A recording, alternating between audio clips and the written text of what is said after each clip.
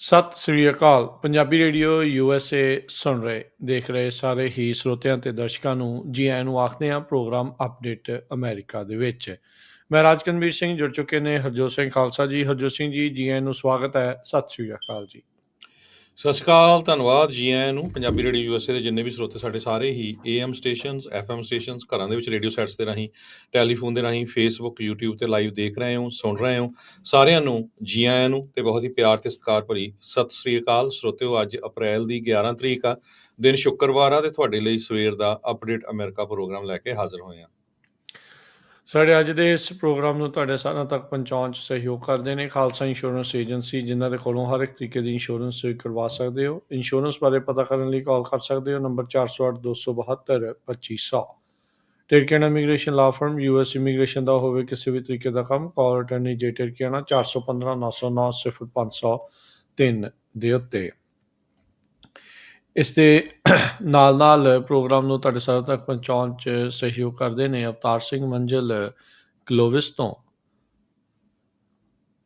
Grewal travel services, Yuba City, tax, payroll, visa, OCI card, passport ਦੀਆਂ services ਇਹਨਾਂ ਕੋਲ ਲੈ ਸਕਦੇ ਹੋ। Call 5307517605। Manjit Singh Kular Clovis, Satnam Singh Sunny Parewal Yuba City, Lakhbir Singh Samra Texas, Gurmel Singh Laddar Bakersfield, Amarjit Singh Stockton, Harjit Singh Lathrop, Gurmel Bassi Elk Grove, ਊੜਾ ਡੈਟਰਲੀ, ਨਿਰਮਲ ਸਿੰਘ ਮਾਨ, ਇਕਨੋਮਿਕ ਹਾਰਡਸ਼ਿਪ ਹੈ, ਬੈਂਕਰਪਸੀ ਤੋਂ ਬਚਣਾ ਹੈ, ਕਾਲ ਕਰੋ 8888889914। Talwinder Singh Gill, Raminder ਬਸਲਾ, Jagdish Chauhan Bakersfield, Major Singh Sidhu, Binder Dhaliwal Bakersfield, Baljinder Singh Nijjar Woodland, Paramjit Singh Dakha Berkeley. ਇਹਨਾਂ ਸਾਰਿਆਂ ਦਾ ਧੰਨਵਾਦ। ਜੇ ਤੁਸੀਂ ਵੀ ਇਸ ਪ੍ਰੋਗਰਾਮ ਨੂੰ ਸਪਾਂਸਰ ਕਰਨਾ ਚਾਹੁੰਦੇ ਹੋ, ਸੰਪਰਕ ਕਰ ਸਕਦੇ ਹੋ 408 722 7698 ਦੇ ਉੱਤੇ। ਜੀ, ਅੱਜ ਦੀਆਂ ਖਬਰਾਂ ਵੱਲ ਚੱਲੀਏ ਤੇ ਇੱਕ ਛੋਟਾ ਜਹਾਜ਼ ਬੋਕਾ ਰਟੋਨ ਫਲੋਰੀਡਾ ਦੇ ਵਿੱਚ ਕ੍ਰੈਸ਼ ਹੋਇਆ, ਜਿਹਦੇ ਵਿੱਚ 3 ਲੋਕ ਜਿਹੜੇ ਆ ਉਹ ਸੀਗੇ। ਸੀਸਨਾ 310R ਬੋਕਾ ਰਟੋਨ ਏਅਰਪੋਰਟ ਤੋਂ ਇਹ ਚੱਲਿਆ ਸੀ ਟੈਲਾਹਸੀ ਇੰਟਰਨੈਸ਼ਨਲ ਏਅਰਪੋਰਟ ਨੂੰ, FFA ਦੇ ਮੁਤਾਬਕ। ਤੇ ਕਹਿੰਦੇ ਮਿਡ ਏਅਰ 20 ਮਿੰਟਾਂ ਬਾਅਦ ਜਦੋਂ ਹੀ ਇਹ ਉੱਡਿਆ ਤੇ ਕ੍ਰੈਸ਼ ਹੋ ਗਿਆ, ਫਲਾਈਟ ਰਡਾਰ 24 ਦੇ ਮੁਤਾਬਕ। ਡਿਲਨ ਸਮਿਥ ਉਹਨਾਂ ਨੇ ਇਹ ਦੱਸਿਆ ਵੀ ਬਹੁਤ ਲੋ ਹਾਈਟ ਦੇ ਉੱਤੇ ਇਹ ਜਿਹੜਾ ਪਲੇਨ ਚੱਲ ਰਿਹਾ ਸੀ। ਮੇਬੀ ਕਹਿੰਦੇ ਹੋ ਸਕਦਾ ਵੀ ਕਿਸੇ ਬਿਲਡਿੰਗ ਦੀ ਰੂਫ ਨੂੰ ਇਸ ਨੇ ਹਿੱਟ ਕੀਤਾ ਹੋਵੇ। ਸੋ ਉਸ ਤੋਂ ਬਾਅਦ ਹਜੇ ਤੱਕ ਜੋ ਉਹਦੇ ਅੰਦਰ ਲੋਕ ਸੀਗੇ ਉਹਨਾਂ ਬਾਰੇ ਨਹੀਂ ਦੱਸਿਆ, ਪਰ ਇਹ ਕੁਛ ਮਿੰਟ ਪਹਿਲਾਂ ਦੀ ਖਬਰ ਆ ਵੀ ਇਹ ਛੋਟਾ ਜਹਾਜ਼ ਕ੍ਰੈਸ਼ ਹੋਇਆ ਹੈਗਾ ਫਲੋਰੀਡਾ ਦੇ ਵਿੱਚ। ਜੀ ਹਰਜੋਤ ਸਿੰਘ ਜੀ, ਕੱਲ੍ਹ ਹੀ ਇੱਕ ਹੈਲੀਕਾਪਟਰ ਕ੍ਰੈਸ਼ ਹੋਇਆ ਸੀ ਹਡਸਨ ਰਿਵਰ ਦੇ ਵਿੱਚ, ਜਿੱਥੇ 6 ਜਣਿਆਂ ਦੀਆਂ ਮੌਤਾਂ ਹੋਈਆਂ ਸੀਗੀਆਂ। ਸੈਲਾਨੀ ਸੀਗੇ ਜਾਂ ਘੁੰਮਣ ਆਏ ਸੀਗੇ, ਪਰ ਬਾਅਦ ਦੇ ਵਿੱਚ ਇਹ ਜਿਹੜੀ ਸਿਚੁਏਸ਼ਨ ਜਿਹੜੀ ਉਹ ਮਾੜੀ ਜਿਹੜੀ ਉਹ ਬਣ ਗਈ। ਸੋ ਇਹ ਬਾਰ-ਬਾਰ ਹਵਾਈ ਹਾਦਸੇ ਬਹੁਤ ਜ਼ਿਆਦਾ ਜਿਹੜੇ ਉਹ ਵਾਪਰ ਰਹੇ ਨੇ। ਪਤਾ ਨਹੀਂ ਕੀ ਜਿਹੜੀ ਸਥਿਤੀ ਬਣੀ ਪਈ ਆ। ਹੁਣ ਇਸ ਦੀ ਵੀ ਜਿਹੜੀ ਜਾਂਚ ਤੇ ਆਦੇਸ਼ ਆ ਉਹ ਦੇ ਦਿੱਤੇ ਗਏ ਆ। FAA NTSB ਵਾਲੇ ਜਿਹੜੇ ਕਹਿੰਦੇ ਵੀ ਇਸ ਦੀ ਜਾਂਚ ਕਰਨਗੇ। ਅਗਲੀ ਜਿਹੜੀ ਹਰਜੋਤ ਸਿੰਘ ਜੀ ਗੱਲ ਕਰਦੇ ਜਾਈਏ, ਟੈਰਿਫ ਵਾਰ, ਟ੍ਰੇਡ ਵਾਰ ਦੇ ਵਿੱਚ ਚਾਈਨਾ ਨੇ ਵੀ ਜਵਾਬੀ ਕਾਰਵਾਈ ਕਰਦੇ ਹੋਏ ਇੱਕ ਵਾਰੀ ਫਿਰ ਉਹਨਾਂ ਨੇ US ਦੇ ਉਤਪਾਦ ਦੇ ਉੱਤੇ, US ਗੁਡਸ ਦੇ ਉੱਤੇ ਆਪਣਾ ਜਿਹੜਾ ਟੈਰਿਫ ਆ, ਟੈਕਸ ਰੇਟ ਆ, ਉਸ ਨੂੰ 84% ਤੋਂ ਵਧਾ ਕੇ 125% ਕਰ ਦਿੱਤਾ। ਨਾਲ ਉਹਨਾਂ ਨੇ ਤੰਜ ਕੱਸਦੇ ਹੋਏ ਕਿਹਾ ਵੀ ਜਿਹੜੇ ਟਰੰਪ ਹੁਣਾਂ ਦੇ ਟੈਰਿਫ ਹਾਈਕ ਆ, ਇਹ ਇੱਕ ਮਜ਼ਾਕ ਆ, ਇਹ ਜੋਕ ਚੱਲ ਰਿਹਾ ਹੈਗਾ ਆ। ਸੋ ਲਗਾਤਾਰ ਇਹ ਦੋਨੋਂ ਮੁਲਕ ਆਪਸ ਦੇ ਵਿੱਚ ਟ੍ਰੇਡ ਵਾਰ ਦੇ ਵਿੱਚ, ਟੈਰਿਫਸ ਦੇ ਵਿੱਚ ਇੱਕ ਦੂਜੇ ਨੂੰ ਜਿਹੜਾ ਉਹ ਚੋਟ ਲਾ ਰਹੇ ਆ। ਦੁਨੀਆ ਦੀ ਨੰਬਰ 1 ਤੇ ਨੰਬਰ 2 ਇਕੋਨਮੀ ਉਹ ਇਸ ਟਾਈਮ ਟੈਰਿਫ ਜਿਹੜਾ ਉਹ ਖੇਲ ਰਹੀ ਆ। ਟਰੰਪ ਹੁਣਾਂ ਨੇ ਪਿਛਲੇ 2 ਅਪ੍ਰੈਲ ਨੂੰ ਐਲਾਨ ਕੀਤੇ ਸੀਗੇ ਰੈਸੀਪ੍ਰੋਕਲ ਟੈਰਿਫਸ। ਦੁਨੀਆ ਦੇ ਵੱਖ-ਵੱਖ ਮੁਲਕਾਂ ਦੇ ਉੱਤੇ ਜਿਹੜੇ ਟੈਰਿਫ ਆ ਉਹ ਲਗਾਏ ਜਾਣੇ ਸੀਗੇ, ਜਿੰਨੇ ਅਮਰੀਕਾ ਦੇ ਉਤਪਾਦ ਦੇ ਉੱਤੇ ਲੱਗ ਰਿਹਾ ਸੀਗਾ। ਪਰ ਦੇਖਿਆ ਗਿਆ ਵੀ ਬਾਅਦ 'ਚ ਇਵੈਂਚੁਅਲੀ 2 ਦਿਨ ਪਹਿਲਾਂ ਰਾਸ਼ਟਰਪਤੀ ਟਰੰਪ ਨੇ ਉਹ ਬਾਕੀ ਦੁਨੀਆ ਦੇ ਉੱਤੇ ਜਿਹੜੇ ਟੈਰਿਫਸ ਆ ਉਹਨਾਂ ਨੂੰ 90 ਦਿਨ ਦੇ ਲਈ ਪੌਜ਼ ਕਰ ਦਿੱਤਾ ਸੀ, ਪਰ ਚਾਈਨਾ ਦੇ ਉੱਤੇ ਜਿਹੜੇ ਟੈਰਿਫਸ ਆ ਉਹਨਾਂ ਨੂੰ ਬਰਕਰਾਰ ਰੱਖਿਆ ਸੀ। ਇੱਕ ਦੂਜੇ ਦੇ ਉੱਤੇ 2-3 ਵਾਰੀ ਇਹ ਟੈਰਿਫ ਜਿਹੜੇ ਉਹ ਵਧਾ ਚੁੱਕੇ ਆ ਤੇ ਅਮਰੀਕਾ ਹੁਣ ਚਾਈਨਾ ਦੇ ਉਤਪਾਦ ਦੇ ਉੱਤੇ 145% ਟੈਰਿਫ ਜਿਹੜਾ ਉਹ ਲਗਾ ਰਿਹਾ ਹੈਗਾ ਆ, ਟੈਕਸ ਜਿਹੜਾ ਉਹ ਲਗਾ ਰਿਹਾ ਆ। ਉੱਧਰ ਦੱਸਦੇ ਜਾਈਏ ਹੁਣ ਚਾਈਨਾ ਨੇ ਉਹੀ ਟੈਰਿਫ ਜਿਹੜਾ ਪਹਿਲਾਂ 84 ਸੀਗਾ ਉਸ ਨੂੰ ਹੁਣ 125% ਕਰ ਦਿੱਤਾ ਆ। ਹੁਣ ਇਹ ਦੇਖਣਾ ਹੋਊਗਾ ਵੀ ਰਾਸ਼ਟਰਪਤੀ ਟਰੰਪ ਇਸ ਦੇ ਉਲਟ ਕੀ ਕਾਰਵਾਈ ਕਰਦੇ ਆ, ਕੀ ਟੈਰਿਫ ਨੂੰ ਵਧਾ ਕੇ ਇਹ ਹੁਣ 150 ਜਾਂ 200% ਤੱਕ ਲੈ ਕੇ ਜਾਂਦੇ ਆ। ਇਹ ਦੇਖਣ ਵਾਲੀ ਜਿਹੜੀ ਗੱਲ ਜਿਹੜੀ ਹੋ ਰਹੇਗੀ। ਚਾਈਨਾ ਦੀ ਫੋਰਨ ਮਿਨਿਸਟਰੀ ਨੇ ਸਟੇਟਮੈਂਟ ਜਾਰੀ ਕਰਦੇ ਹੋਏ ਕਿਹਾ ਵੀ ਜਿਹੜਾ ਯੂਐਸ ਦੇ ਵੱਲੋਂ ਲਗਾਤਾਰ ਐਕਸੈਸਿਵਲੀ ਹਾਈ ਟੈਰਿਫਸ ਚਾਈਨਾ ਦੇ ਉੱਤੇ ਜੋ ਲਗਾਏ ਜਾ ਰਹੇ ਆ, ਉਹ ਕਹਿੰਦੇ ਵੀ ਸੀਰੀਅਸਲੀ ਵਾਇਲੇਟ ਕਰ ਰਿਹਾ ਆ ਇੰਟਰਨੈਸ਼ਨਲ ਇਕਨੋਮਿਕ ਤੇ ਟ੍ਰੇਡ ਰੂਲਸ ਨੂੰ, ਤੇ ਕਹਿੰਦੇ ਵੀ ਇਹ runs counter to basic economic principle ਤੇ ਕਾਮਨ ਸੈਂਸ ਦੇ ਕਹਿੰਦੇ ਵੀ ਉਲਟਾ। ਕਹਿੰਦੇ ਵੀ ਯੂਨੀਲੈਟਰਲੀ ਅਮਰੀਕਾ ਇਸ ਟਾਈਮ ਬੁਲਿੰਗ ਤੇ ਕੋਰਜਨ ਜਿਹੜੀ ਉਹ ਕਰ ਰਿਹਾ ਆ। ਉਹ ਚਾਈਨਾ ਵਾਲੇ ਵੀ ਕੋਈ ਦੁੱਧ ਦੇ ਧੋਤੇ ਨਹੀਂ ਹੈਗੇ, ਇਹ ਵੀ ਦੁਨੀਆ ਦੇ ਵਿੱਚ ਥਾਂ-ਥਾਂ ਦੇ ਉੱਤੇ ਆਪਣੀ ਇਨਵੈਸਟਮੈਂਟ ਜਿਹੜੀ ਉਹ ਲੈ ਕੇ ਜਾ ਕੇ ਉਹਨਾਂ ਮੁਲਕਾਂ ਨੂੰ ਆਪਣੇ ਇੱਕ ਹਿਸਾਬ ਨਾਲ ਲੱਤ ਥੱਲੋਂ ਦੀ ਨਗਾਉਣ ਵਾਲੀ ਗੱਲ ਕਰਦੇ ਆ। ਤੇ ਉਸਦੇ ਨਾਲ-ਨਾਲ ਜਿਸ ਤਰੀਕੇ ਦੇ ਨਾਲ ਮੈਨੂਫੈਕਚਰਿੰਗ ਪ੍ਰੈਕਟਿਸਿਸ ਉਹਨਾਂ ਦੀਆਂ ਆ, ਦੁਨੀਆ ਦੇ ਮੁਲਕਾਂ ਦੇ ਆਪਣੇ ਜਿਹੜੇ ਮੈਨੂਫੈਕਚਰਿੰਗ ਹੱਬ ਆ, ਉਹਨਾਂ ਨੂੰ ਇਹਨਾਂ ਨੇ ਜਿਹੜਾ ਉਹ ਤਬਾਹ ਕਰ ਦਿੱਤਾ ਹੈਗਾ ਆ। ਸੋ ਟਿਟ ਫਾਰ ਟੈਟ ਟੈਰਿਫਸ ਦੇ ਦੌਰ ਦੇ ਵਿੱਚ ਚਾਈਨਾ ਨੇ ਹੁਣ ਇਹ ਅਗਲਾ ਕਦਮ ਜਿਹੜਾ ਉਹ ਚੁੱਕ ਲਿਆ ਹੈਗਾ ਆ। ਇਹ ਕਿੰਨੇ ਕੁ ਸਮੇਂ ਲਈ ਏਦਾਂ ਹੀ ਜਿਹੜਾ ਚੱਲਦਾ ਰਹਿ ਸਕੇਗਾ, ਇਹ ਅਜੇ ਕਿਸੇ ਦੇ ਕੋਲ ਵੀ ਇਸ ਦਾ ਕੋਈ ਜਵਾਬ ਨਹੀਂ ਆ। ਅੱਜ ਟਰੰਪ ਹੋਣਾ ਦਾ ਉੱਤੇ ਨਜ਼ਰ ਰਹੇਗੀ ਵੀ ਚਾਈਨਾ ਦੇ ਦੁਆਰਾ ਵਧਾਏ ਗਏ ਇਹਨਾਂ ਟੈਰਿਫਸ ਦੇ ਜਵਾਬ ਦੇ ਵਿੱਚ ਉਹ ਕਿਸ ਤਰੀਕੇ ਦੇ ਨਾਲ ਟੈਰਿਫ ਅੱਗੇ ਵਧਾਉਂਦੇ ਨੇ। ਉੱਦਾਂ ਦੱਸਦੇ ਜਾਈਏ ਚਾਈਨਾ ਅਮਰੀਕਾ ਦਾ ਤੀਜਾ ਸਭ ਤੋਂ ਵੱਡਾ ਬਾਇਰ ਹੈਗਾ ਆ ਯੂਐਸ ਗੁੱਡਸ ਦਾ। ਚਾਈਨਾ ਨੇ ਪਿਛਲੇ ਸਾਲ $150 ਬਿਲੀਅਨ ਦਾ ਜਿਹੜਾ ਸਮਾਨ ਆ ਜੋ ਅਮਰੀਕਾ ਤੋਂ ਬਣਿਆ ਸੀ ਉਸ ਨੂੰ ਖਰੀਦਿਆ ਹੈਗਾ ਆ। ਕੈਨੇਡਾ, ਮੈਕਸੀਕੋ ਨੰਬਰ 1 ਤੇ ਨੰਬਰ 2 ਦੇ ਉੱਤੇ ਰਿਸਪੈਕਟਿਵਲੀ ਜਿਹੜੇ ਉਹ ਆਉਂਦੇ ਆ। ਜਿੱਥੇ ਕੈਨੇਡਾ 350 ਮਿਲੀਅਨ ਤੇ 350 ਬਿਲੀਅਨ ਤੇ ਜਿਹੜਾ ਮੈਕਸੀਕੋ ਆ 350 ਬਿਲੀਅਨ ਡਾਲਰ ਦਾ ਜਿਹੜਾ ਸਮਾਨ ਆ ਉਹ ਅਮਰੀਕਾ ਤੋਂ ਖਰੀਦਦਾ ਹੈਗਾ ਆ। ਸੋ ਇੱਕ ਜਿਹੜੀ ਚੀਜ਼ ਨਾਲ ਦੇ ਨਾਲ ਚਾਈਨਾ ਵਾਲੇ ਹੁਣ ਜਵਾਬੀ ਕਾਰਵਾਈ ਕਰਦੇ ਹੋਏ ਉਹ ਅਗਲੇ ਕਦਮ ਜਿਹੜੇ ਉਹ ਇਸ ਗੱਲ 'ਚ ਵਧਾ ਰਹੇ ਆ। ਕਈ ਅਮਰੀਕਾ ਦੀਆਂ ਕੰਪਨੀਆਂ ਉਹਨਾਂ ਨੇ ਬੈਨ ਕਰ ਦਿੱਤੀਆਂ, ਬਲੈਕ ਲਿਸਟ ਕਰ ਦਿੱਤੀਆਂ ਤੇ ਇਨਫੈਕਟ ਬੀਜਿੰਗ ਵਾਲਿਆਂ ਨੇ ਹਾਲੀਵੁੱਡ ਦੇ ਉੱਤੇ ਵੀ ਨਿਸ਼ਾਨਾ ਸਾਧ ਲਿਆ। ਉਹਨਾਂ ਨੇ ਕਹਿੰਦੇ ਵੀ ਹਾਲੀਵੁੱਡ ਦੀਆਂ ਜਿਹੜੀਆਂ ਮੂਵੀਜ਼ ਚਾਈਨਾ 'ਚ ਰਿਲੀਜ਼ ਹੋਣੀਆਂ ਸੀ ਉਹਨਾਂ ਦੇ ਉੱਤੇ ਰਿਸਟ੍ਰਿਕਸ਼ਨਸ ਜਿਹੜੀਆਂ ਉਹ ਲਾ ਦਿੱਤੀ ਹੈਗੀ ਆ। ਕਹਿੰਦੇ ਵੀ ਟਰੰਪ ਹੋਣਾ ਦੇ ਟੈਰਿਫ ਇਨਕਰੀਜ਼ ਆ ਉਸ ਤੋਂ ਬਾਅਦ ਦੇ ਵਿੱਚ। ਇਸ ਤੋਂ ਪਹਿਲਾਂ ਚਾਈਨਾ ਨੇ ਅਮਰੀਕਾ ਦੀ ਜਿਹੜੀ ਸਰਵਿਸ ਐਕਸਪੋਰਟਸ ਆ ਉਸ ਦੇ ਉੱਤੇ ਵੀ ਨਿਸ਼ਾਨਾ ਜਿਹੜਾ ਉਹ ਲਾਇਆ ਸੀ। ਆਪਣੇ ਜਿਹੜੇ ਸਿਟੀਜ਼ਨਸ ਨੂੰ ਉਹ ਅਮਰੀਕਾ ਦੇ ਵਿੱਚ ਨਾ ਟਰੈਵਲ ਕਰਨ ਦੀ ਹਦਾਇਤ ਦੇ ਰਹੇ ਸੀ ਜਾਂ ਟਰੈਵਲ ਐਡਵਾਈਜ਼ਰੀਜ਼ ਉਹਨਾਂ ਨੇ ਜਾਰੀ ਜਿਹੜੀਆਂ ਉਹ ਕੀਤੀਆਂ ਸੀ। ਹੁਣ ਦੋਨਾਂ ਹੀ ਮੁਲਕਾਂ ਨੇ ਦੁਆਰਾ ਇੱਕ ਦੂਜੇ ਦੇ ਉਤਪਾਦ ਦੇ ਉੱਤੇ 100% ਤੋਂ ਉੱਤੇ ਜ਼ਿਆਦਾ ਜਿਹੜਾ ਟੈਰਿਫ ਆ, ਟੈਕਸ ਆ ਉਹ ਲੱਗਣਾ ਜਿਹੜਾ ਉਹ ਸ਼ੁਰੂ ਹੋ ਚੁੱਕਾ ਆ। ਸੋ ਇਹ ਕਹਿੰਦੇ ਵੀ ਟੂ ਵੇ ਜਿਹੜਾ ਟ੍ਰੇਡ ਆ ਉਸ ਦੇ ਉੱਤੇ ਬਹੁਤ ਵੱਡਾ ਜਿਹੜਾ ਇਸ ਦੇ ਨਾਲ ਅਸਰ ਪਊਗਾ। ਅਜੋਤ ਸਿੰਘ ਜੀ, ਛੋਟੇ ਬਿਜ਼ਨੈਸਿਸ ਦਾ ਕਾਫੀ ਜ਼ਿਆਦਾ ਇਸ ਦੇ ਵਿੱਚ ਓਵਰਆਲ ਭੱਠਾ ਕਹਿ ਸਕਦੇ ਹਾਂ ਵੀ ਬਹਿ ਸਕਦਾ ਹੈ, ਕਿਤੇ ਅੰਡਰ ਹੀ ਨਾ ਚਲੇ ਜਾਣ। ਇਹ ਇੱਕ ਵੱਡੀ ਜਿਹੜੀ ਪ੍ਰੋਬਲਮ ਆ।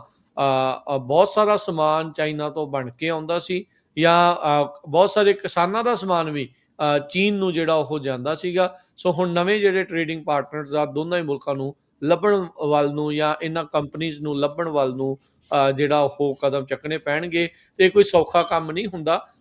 ਲੰਮਾ ਸਮਾਂ ਜਿਹੜਾ ਲੰਮਾ ਵਕਤ ਜਿਹੜਾ ਆ ਉਹ ਪਾਰਟਨਰਸ ਲੱਭ ਕੇ ਲੱਗਣ ਨੂੰ ਲੱਗ ਜਾਂਦਾ ਆ। ਤੇ ਇਹ ਵੀ ਨਹੀਂ ਪਤਾ ਨਾ ਵੀ ਕੱਲ ਨੂੰ ਫਿਰ ਦੁਬਾਰਾ ਕਿੱਥੇ ਕੀ ਜਿਹੜਾ ਉਹ ਕੁਛ ਹੋ ਜਾਵੇ।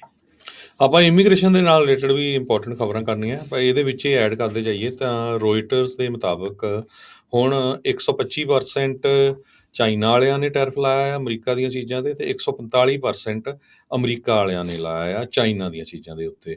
ਸੋ ਜਿਸ ਤਰ੍ਹਾਂ ਤੁਸੀਂ ਦੱਸਿਆ ਹੀ ਆ ਵੀ ਹਾਲੀਵੁੱਡ ਦੀਆਂ ਫਿਲਮਾਂ ਦੇ ਉੱਤੇ ਵੀ ਉਹਨਾਂ ਨੇ ਜਿਹੜਾ ਆ ਰੀਸਟ੍ਰਿਕਟ ਕਰਤਾ, ਉਹਨਾਂ ਨੂੰ ਉਹ ਉੱਥੇ ਕਹਿੰਦੇ ਲੈ ਕੇ ਨਹੀਂ ਜਾਣੀਆਂ ਹੈਗੀਆਂ। ਤੇ ਇਸ ਤੋਂ ਬਿਨਾਂ 14 ਦੇ ਕਰੀਬ ਕੰਪਨੀਆਂ ਦੇ ਉੱਤੇ ਬੈਨ ਲਾਇਆ ਹੈਗਾ। ਬਹੁਤ ਸਾਰੀਆਂ ਜਿਹੜੀਆਂ ਮੈਟਲਸ ਤੇ ਹੋਰ ਮਟੀਰੀਅਲ ਅਮਰੀਕਾ ਆਉਂਦਾ ਹੈਗਾ ਉਹਨਾਂ ਨੇ ਭੇਜਣੀਆਂ ਉਹ ਬੰਦ ਕਰ ਦਿੱਤੀਆਂ ਹੈਗੀਆਂ। ਸੋ ਚਾਈਨਾ ਵਾਲੇ ਤਾਂ ਇਹ ਕਹਿ ਰਹੇ ਆ ਵੀ ਅਮਰੀਕਾ ਵਾਲੇ ਜਿਹੜੇ ਆ ਇੱਕ ਤਰ੍ਹਾਂ ਦੇ ਨਾਲ ਜੋਕ ਕਰ ਰਹੇ, ਪਰ ਦੂਸਰੇ ਪਾਸੇ ਉਹ ਆਪਣਾ ਅਲਾਇੰਸ ਵੀ ਬਣਾ ਰਹੇ ਹੈਗੇ ਆ। ਸਪੈਨਿਸ਼ ਪ੍ਰਾਈਮ ਮਿਨਿਸਟਰ ਪੈਡਰੋ ਸੈਂਚੇਜ਼ ਹੋਣਾ ਦੇ ਨਾਲ ਪ੍ਰੈਜ਼ੀਡੈਂਟ ਜੀ ਜਿਨਪਿੰਗ ਦੀ ਗੱਲਬਾਤ ਹੋਈ ਹੈਗੀ ਆ। ਯੂਰਪੀਅਨ ਯੂਨੀਅਨ ਨੂੰ ਉਹਨਾਂ ਨੇ ਕਿਹਾ ਵੀ ਤੁਹਾਨੂੰ ਜਿਹੜੀ ਇੰਟਰਨੈਸ਼ਨਲ ਤੁਹਾਡੀ ਰਿਸਪੌਂਸੀਬਿਲਿਟੀ ਆ ਉਹ ਪੂਰੀ ਕਰਨੀ ਚਾਹੀਦੀ ਆ। ਸਾਊਥ ਈਸਟ ਏਸ਼ੀਆ ਦੇ ਵਿੱਚ ਉਹ 3 ਦਿਨਾਂ ਦਾ ਟੂਰ ਕਰਨ ਜਾ ਰਿਹਾ ਚਾਈਨਾ ਦਾ ਜਿਹੜਾ ਪ੍ਰੈਜ਼ੀਡੈਂਟ ਜ਼ੀ ਜਿਨਪਿੰਗ ਹੈਗਾ ਆ। ਇੰਡੀਆ ਵਾਲਿਆਂ ਨੂੰ ਉਹਨਾਂ ਨੇ ਕਿਹਾ ਸੀ, ਪਰ ਇੰਡੀਆ ਵਾਲੇ ਚੁੱਪ ਚਪੀਤੇ ਜਿਹੜੇ ਬੈਠੇ ਰਹੇ ਹੈਗੇ ਆ। ਵੀਅਤਨਾਮ, ਮਲੇਸ਼ੀਆ, ਕੰਬੋਡੀਆ, ਇਹ ਸਾਰੇ ਜਿਹੜੇ ਉਹਨਾਂ ਦੇ ਕਾਊਂਟਰ ਪਾਰਟਸ ਆ, ਉਹਨਾਂ ਦੇ ਨਾਲ ਉਹ ਗੱਲਬਾਤ ਕਰਨ ਜਾ ਰਹੇ ਹੈਗੇ ਆ। ਸੋ ਚਾਈਨਾ ਤੇ ਅਮਰੀਕਾ ਦੀ ਜਿਹੜੀ ਟੈਰਿਫ ਦੀ ਲੜਾਈ ਆ ਉਹ ਹੁਣ ਬਹੁਤ ਤੇਜ਼ ਆ, ਜਿਹਦੇ ਨਾਲ ਅਮਰੀਕਾ ਦੇ ਵਿੱਚ ਜਿਹੜਾ ਸਟਾਕ ਮਾਰਕੀਟ ਦੇ ਉੱਤੇ ਵੀ, ਇਕੋਨਮੀ ਦੇ ਉੱਤੇ ਵੀ ਕਾਫੀ ਵੱਡਾ ਜਿਹੜਾ ਅਸਰ ਆ ਉਹ ਪੈਣ ਜਾ ਰਿਹਾ ਹੈਗਾ। ਤੇ ਇਹ ਸਾਰੇ ਕਾਸੇ ਨੂੰ ਦੇਖਦੇ ਹੋਏ ਜਿਹੜਾ ਯੂਐਸ ਦਾ ਕੰਜ਼ਿਊਮਰ ਸੈਂਟੀਮੈਂਟ ਹੈਗਾ ਆ ਉਹ ਬਹੁਤ ਲੋ ਗਿਆ। ਕਹਿੰਦੇ ਵੀ ਲੋਐਸਟ ਲੈਵਲ ਆ 1952 ਤੋਂ ਬਾਅਦ। ਇੱਥੋਂ ਤੁਸੀਂ ਅੰਦਾਜ਼ਾ ਲਾ ਲਓ, ਕਹਿੰਦੇ ਵੀ 11% ਜੀ ਕੰਜ਼ਿਊਮਰ ਦਾ ਸੈਂਟੀਮੈਂਟ ਡਾਊਨ ਗਿਆ। ਇਹ ਅੱਜ CNN ਰਿਪੋਰਟ ਕਰ ਰਿਹਾ। ਤੇ ਇਹਦੀ ਰੇਟਿੰਗ ਜੋ ਆ ਉਹ 50.8 ਦੱਸੀ ਗਈ ਹੈ ਯੂਨੀਵਰਸਿਟੀ ਆਫ ਮਿਸ਼ੀਗਨ ਦੇ ਵੱਲੋਂ। ਉਹਨਾਂ ਨੇ ਸਵੇਰੇ ਹੀ ਅੱਜ ਇਹ ਡਾਟਾ ਆ ਉਹ ਰਿਲੀਜ਼ ਕੀਤਾ ਆ। Second lowest reading records going back to 1952। ਕਹਿੰਦੇ ਭਈ ਅਪ੍ਰੈਲ ਦੀ reading lower than anything seen during great recession. ਜਦੋਂ ਗ੍ਰੇਟ ਰਿਸੈਸ਼ਨ ਆਇਆ ਸੀ ਉਹਦੇ ਨਾਲੋਂ ਵੀ ਇਹ ਲੋਅਰ ਦੇਖੀ ਗਈ ਹੈਗੀ ਆ। ਸੋ ਲੋਕਾਂ ਨੂੰ ਪਤਾ ਨਹੀਂ ਚੱਲ ਰਿਹਾ ਭਈ ਸਮਾਨ ਖਰੀਦੀਏ ਨਾ ਖਰੀਦੀਏ, ਕੀ ਕੀਤਾ ਜਾਵੇ। ਬਹੁਤ ਸਾਰੇ ਜਿਹੜੇ ਬਿਜ਼ਨੈਸਿਸ ਆ, ਸਟੋਰ ਆ, ਉਹਨਾਂ ਨੇ ਆਲਰੇਡੀ ਆਪਣੇ ਹਜੇ ਟੈਰਿਫ ਤਾਂ ਟਰੰਪ ਹੋਣਾ ਨੇ 90 ਡੇਜ਼ ਲਈ ਅੱਗੇ ਕਰਤੇ ਆ, ਪਰ ਸਟੋਰਾਂ ਨੇ ਆਲਰੇਡੀ ਕਈਆਂ ਨੇ ਜਿਹੜਾ ਸਮਾਨ ਆ ਉਹ ਕਾਫੀ ਮਹਿੰਗਾ ਕਰ ਦਿੱਤਾ ਹੋਗਾ। ਸੋ ਸੈਂਟੀਮੈਂਟ ਤੇ ਸਪੈਂਡਿੰਗ ਦੇ ਵਿੱਚ ਕਹਿੰਦੇ ਵੀ ਬਹੁਤ ਸਾਰਾ ਜਿਹੜਾ ਲੋਕਾਂ ਦਾ ਰਿਲੇਸ਼ਨ ਹੁੰਦਾ ਹੈ ਵੀ ਕਿਸ ਤਰ੍ਹਾਂ ਤੁਸੀਂ ਸਮਾਨ ਖਰੀਦਣਾ ਹੈਗਾ। ਤੇ ਫੈਡ ਵੀ ਬਹੁਤ ਚਿੰਤਾ ਦੇ ਵਿੱਚ ਹੈਗਾ ਕੀ ਕੁਝ ਵਾਪਰੂਗਾ। ਇੰਟਰਸਟ ਰੇਟ ਨੂੰ ਲੈ ਕੇ ਹਜੇ ਤੱਕ ਉਹਨਾਂ ਨੇ ਕੋਈ ਸਟੇਟਮੈਂਟ ਨਹੀਂ ਦਿੱਤੀ, ਪਰ ਇੰਟਰਸਟ ਰੇਟ ਲੋਅਰ ਆ। ਸੋ ਕਾਫੀ ਲੋਕ ਜੋ ਆ ਉਹਨਾਂ ਨੇ ਰੀਫਾਈਨਾਂਸ ਕਰਨਾ ਵੀ ਜੋ ਸ਼ੁਰੂ ਕਰ ਦਿੱਤਾ ਹੈਗਾ। ਜੀ ਬਿਲਕੁਲ।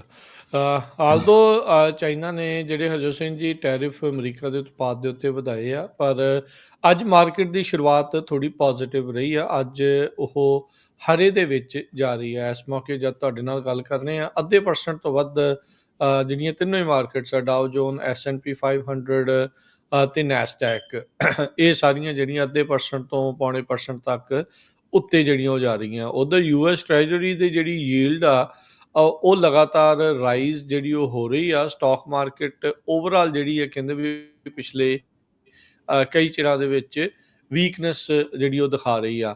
US ਦੇ ਜਿਹੜੇ ਕੰਜ਼ਿਊਮਰ ਦਾ ਸੈਂਟੀਮੈਂਟ ਆ ਉਹ ਲਗਾਤਾਰ, ਜਿੱਦਾਂ ਤੁਸੀਂ ਦੱਸਿਆ ਵੀ ਅਗਲੇ ਵੱਲ ਨੂੰ ਆ, ਜਿਹੜਾ ਉਹ ਜਾ ਰਿਹਾ ਹੈ, ਨੀਵੇਂ ਪੱਧਰ ਦੇ ਉੱਤੇ ਚੱਲ ਰਿਹਾ। ਕਹਿੰਦੇ ਵੀ 3 ਈਅਰ ਲੋ ਦੇ ਉੱਤੇ ਆ, ਜਿੱਥੇ ਲੋਕਾਂ ਨੂੰ ਇਸ ਮੌਕੇ ਇਨਫਲੇਸ਼ਨ ਦੀ ਜਿਹੜੀ ਚਿੰਤਾ ਆ ਉਹ ਕਹਿੰਦੇ ਸਤਾ ਰਹੀ ਆ। ਨਵੇਂ ਆਏ ਜਿਹੜੇ ਸਰਵਿਸ ਦੇ ਮੁਤਾਬਕ ਇਨਫਲੇਸ਼ਨ ਦੀ ਜਿਹੜੀ ਚਿੰਤਾ ਕਹਿੰਦੇ ਵੀ ਹਾਈਐਸਟ ਆ 1981 ਤੋਂ ਬਾਅਦ ਦੇ ਵਿੱਚ। ਇਹ ਟਰੰਪ ਟੈਰਿਫ ਦੀਆਂ ਅਨਾਊਂਸਮੈਂਟਸ ਤੋਂ ਬਾਅਦ ਦੇ ਵਿੱਚ ਜੋ ਲੋਕਾਂ ਨੇ ਇਹ ਆਖਿਆ ਸੀ।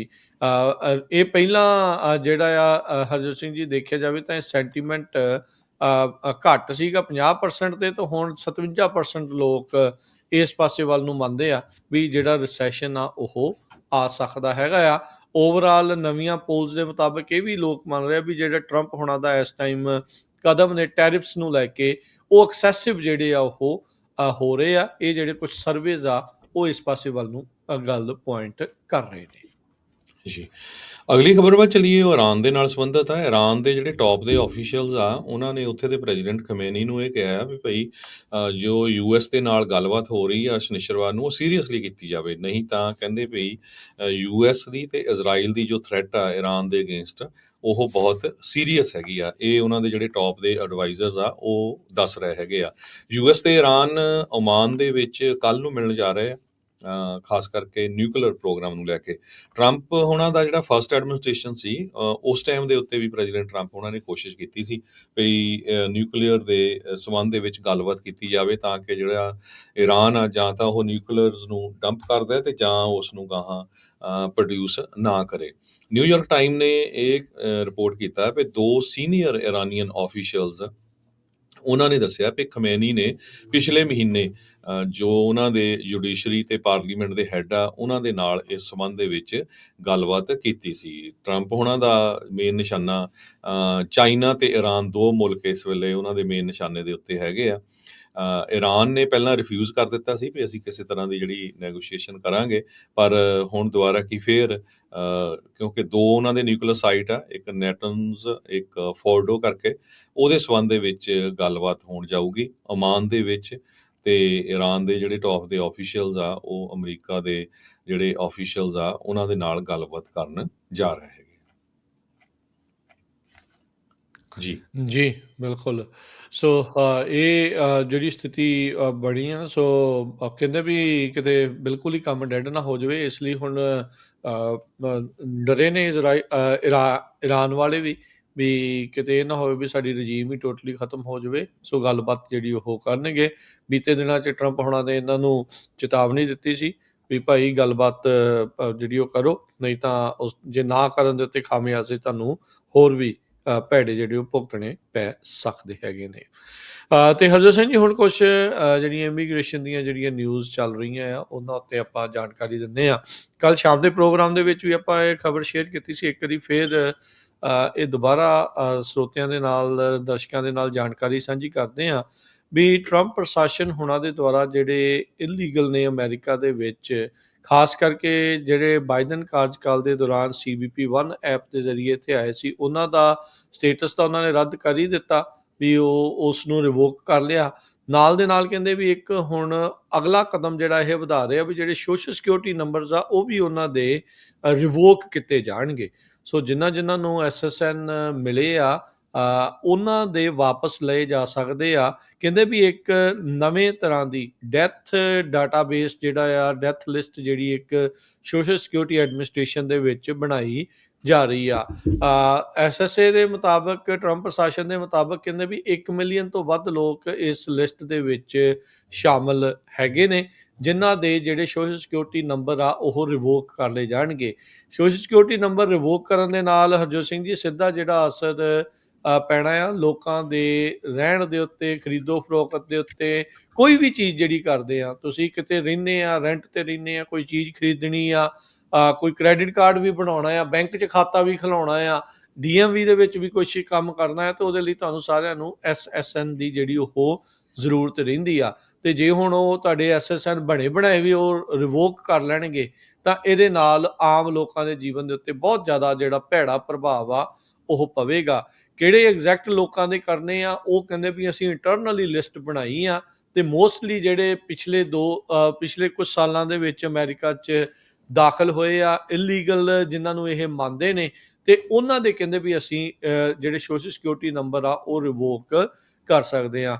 ਹਰ ਇੱਕ ਨੂੰ ਪਤਾ ਹੈ ਹਰਜੋਤ ਸਿੰਘ ਜੀ ਵੀ ਜਿਹੜੇ ਵੀ ਲੋਕ ਇੱਥੇ ਅਮਰੀਕਾ 'ਚ ਆਉਂਦੇ ਆ, ਬੜੀ ਜੱਦੋ-ਜਹਿਦ ਹੁੰਦੀ ਆ, ਖਾਸ ਕਰਕੇ ਸੋਸ਼ਲ ਸਿਕਿਉਰਿਟੀ ਐਡਮਿਨਿਸਟ੍ਰੇਸ਼ਨ ਦੇ ਨਾਲ। ਅਗਲੇ ਨੱਕ ਨਾਲ ਲੀਕਾਂ ਕਢਾ ਦਿੰਦੇ ਆ ਤੁਹਾਨੂੰ SSN ਦੇਣ ਲੱਗਿਆ ਵੀ, ਤੇ ਹੁਣ ਅਚਨਚੇਤੇ ਇਹਨਾਂ ਨੇ ਇਹ ਫੈਸਲਾ ਲੈ ਲਿਆ ਵੀ ਭਾਈ ਅਸੀਂ ਜਿਹੜਾ ਹੁਣ ਬੰਦ ਕਰਨ ਜਾ ਰਹੇ ਹਾਂ। ਸੋ ਇਹਦੀ ਓਵਰਆਲ ਸਿਚੁਏਸ਼ਨ, ਇਹਦੇ ਨਾਲ ਕਾਫੀ ਭੈੜਾ ਅਸਰ ਲੋਕਾਂ ਦੇ ਆਮ ਜੀਵਨ ਦੇ ਉੱਤੇ ਜਿਹੜਾ ਉਹ ਪੈ ਸਕਦਾ ਹੈਗਾ ਆ। ਜੀ ਜੀ ਅਗਲੀ ਖਬਰ ਜੋ ਆ ਉਹ ਇਮੀਗ੍ਰੇਸ਼ਨ ਦੇ ਨਾਲ ਰਿਲੇਟਡ ਆ। ਪ੍ਰੈਜ਼ੀਡੈਂਟ ਟਰੰਪ ਹੁਣਾਂ ਨੂੰ ਇੱਕ ਹੋਰ ਜਿੱਤ ਪ੍ਰਾਪਤ ਹੋਈ ਆ, ਜਿਹਦੇ ਵਿੱਚ ਇੱਕ ਜੱਜ ਟ੍ਰੇਵਰ ਨੀਲ ਮੈਕਫੈਡਨ, ਜੋ ਟਰੰਪ ਹੁਣਾਂ ਦਾ ਹੀ ਅਪੁਆਇੰਟੀ ਆ, ਉਹਨਾਂ ਦੇ ਕੋਲ ਇਹ ਕੇਸ ਗਿਆ ਸੀ। ਜੋ ਲੋਕ ਅਨਡਾਕੂਮੈਂਟਡ ਹੈਗੇ ਆ ਜਾਂ ਇੱਥੇ 30 ਦਿਨਾਂ ਤੋਂ ਵੱਧ ਰਹਿ ਰਹੇ ਆ, ਉਹਨਾਂ ਨੂੰ ਰਜਿਸਟਰ ਕਰਨਾ ਪਊਗਾ। ਸੋ ਜੱਜ ਨੇ ਇਹ ਕਿਹਾ ਆ ਵੀ ਟਰੰਪ ਐਡਮਿਨਿਸਟ੍ਰੇਸ਼ਨ ਮੂਵ ਫਾਰਵਰਡ ਕਰ ਸਕਦਾ ਆ। ਜੋ ਉਹਨਾਂ ਨੇ ਰਿਕੁਆਇਰਮੈਂਟ ਰੱਖੀ ਆ US ਦੇ ਵਿੱਚ, ਜੋ ਇਲੀਗਲੀ ਰਹਿ ਰਹੇ ਆ, ਉਹਨਾਂ ਨੂੰ ਰਜਿਸਟਰ ਕਰਨਾ ਪਊਗਾ ਫੈਡਰਲ ਗਵਰਨਮੈਂਟ ਦੇ ਨਾਲ। ਉੱਥੇ ਅਕਾਊਂਟ ਬਣਾਉਣਾ ਪਊਗਾ, ਤੇ ਉਹ ਜਿਹੜੇ ਡਾਕੂਮੈਂਟ ਆ ਉਹ ਤੁਹਾਨੂੰ ਆਪਣੇ ਕੋਲ ਰੱਖਣੇ ਪਊਗੇ ਜਿੱਥੇ ਕਿਤੇ ਵੀ ਤੁਸੀਂ ਜਾਂਦੇ ਆਉਂਦੇ ਆ।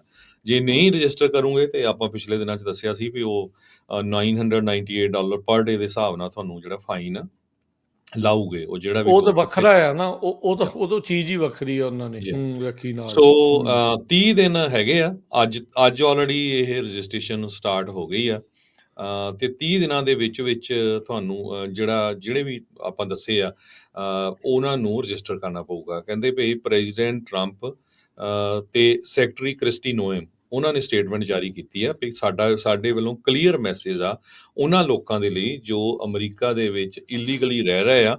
ਉਹ ਜਾਂ ਤਾਂ ਹੁਣ ਲੀਵ ਨਾ ਆਓ, ਵੀ ਛੱਡ ਕੇ ਚਲੇ ਜਾਓ। ਜੇ ਤੁਸੀਂ ਨਹੀਂ ਰਹਿ ਰਹੇ ਤੇ ਤੁਹਾਨੂੰ ਫਿਰ ਜੇ ਛੱਡ ਕੇ ਜਾਓਗੇ ਤੁਹਾਡੇ ਕੋਲ ਓਪਰਚੁਨਿਟੀ ਹੋਊਗੀ ਮੁੜ ਕੇ ਆਉਣ ਦੀ, to enjoy our freedom and live the American dream, ਜੇ ਲੀਗਲ ਤਰੀਕੇ ਨਾਲ ਆਓਗੇ।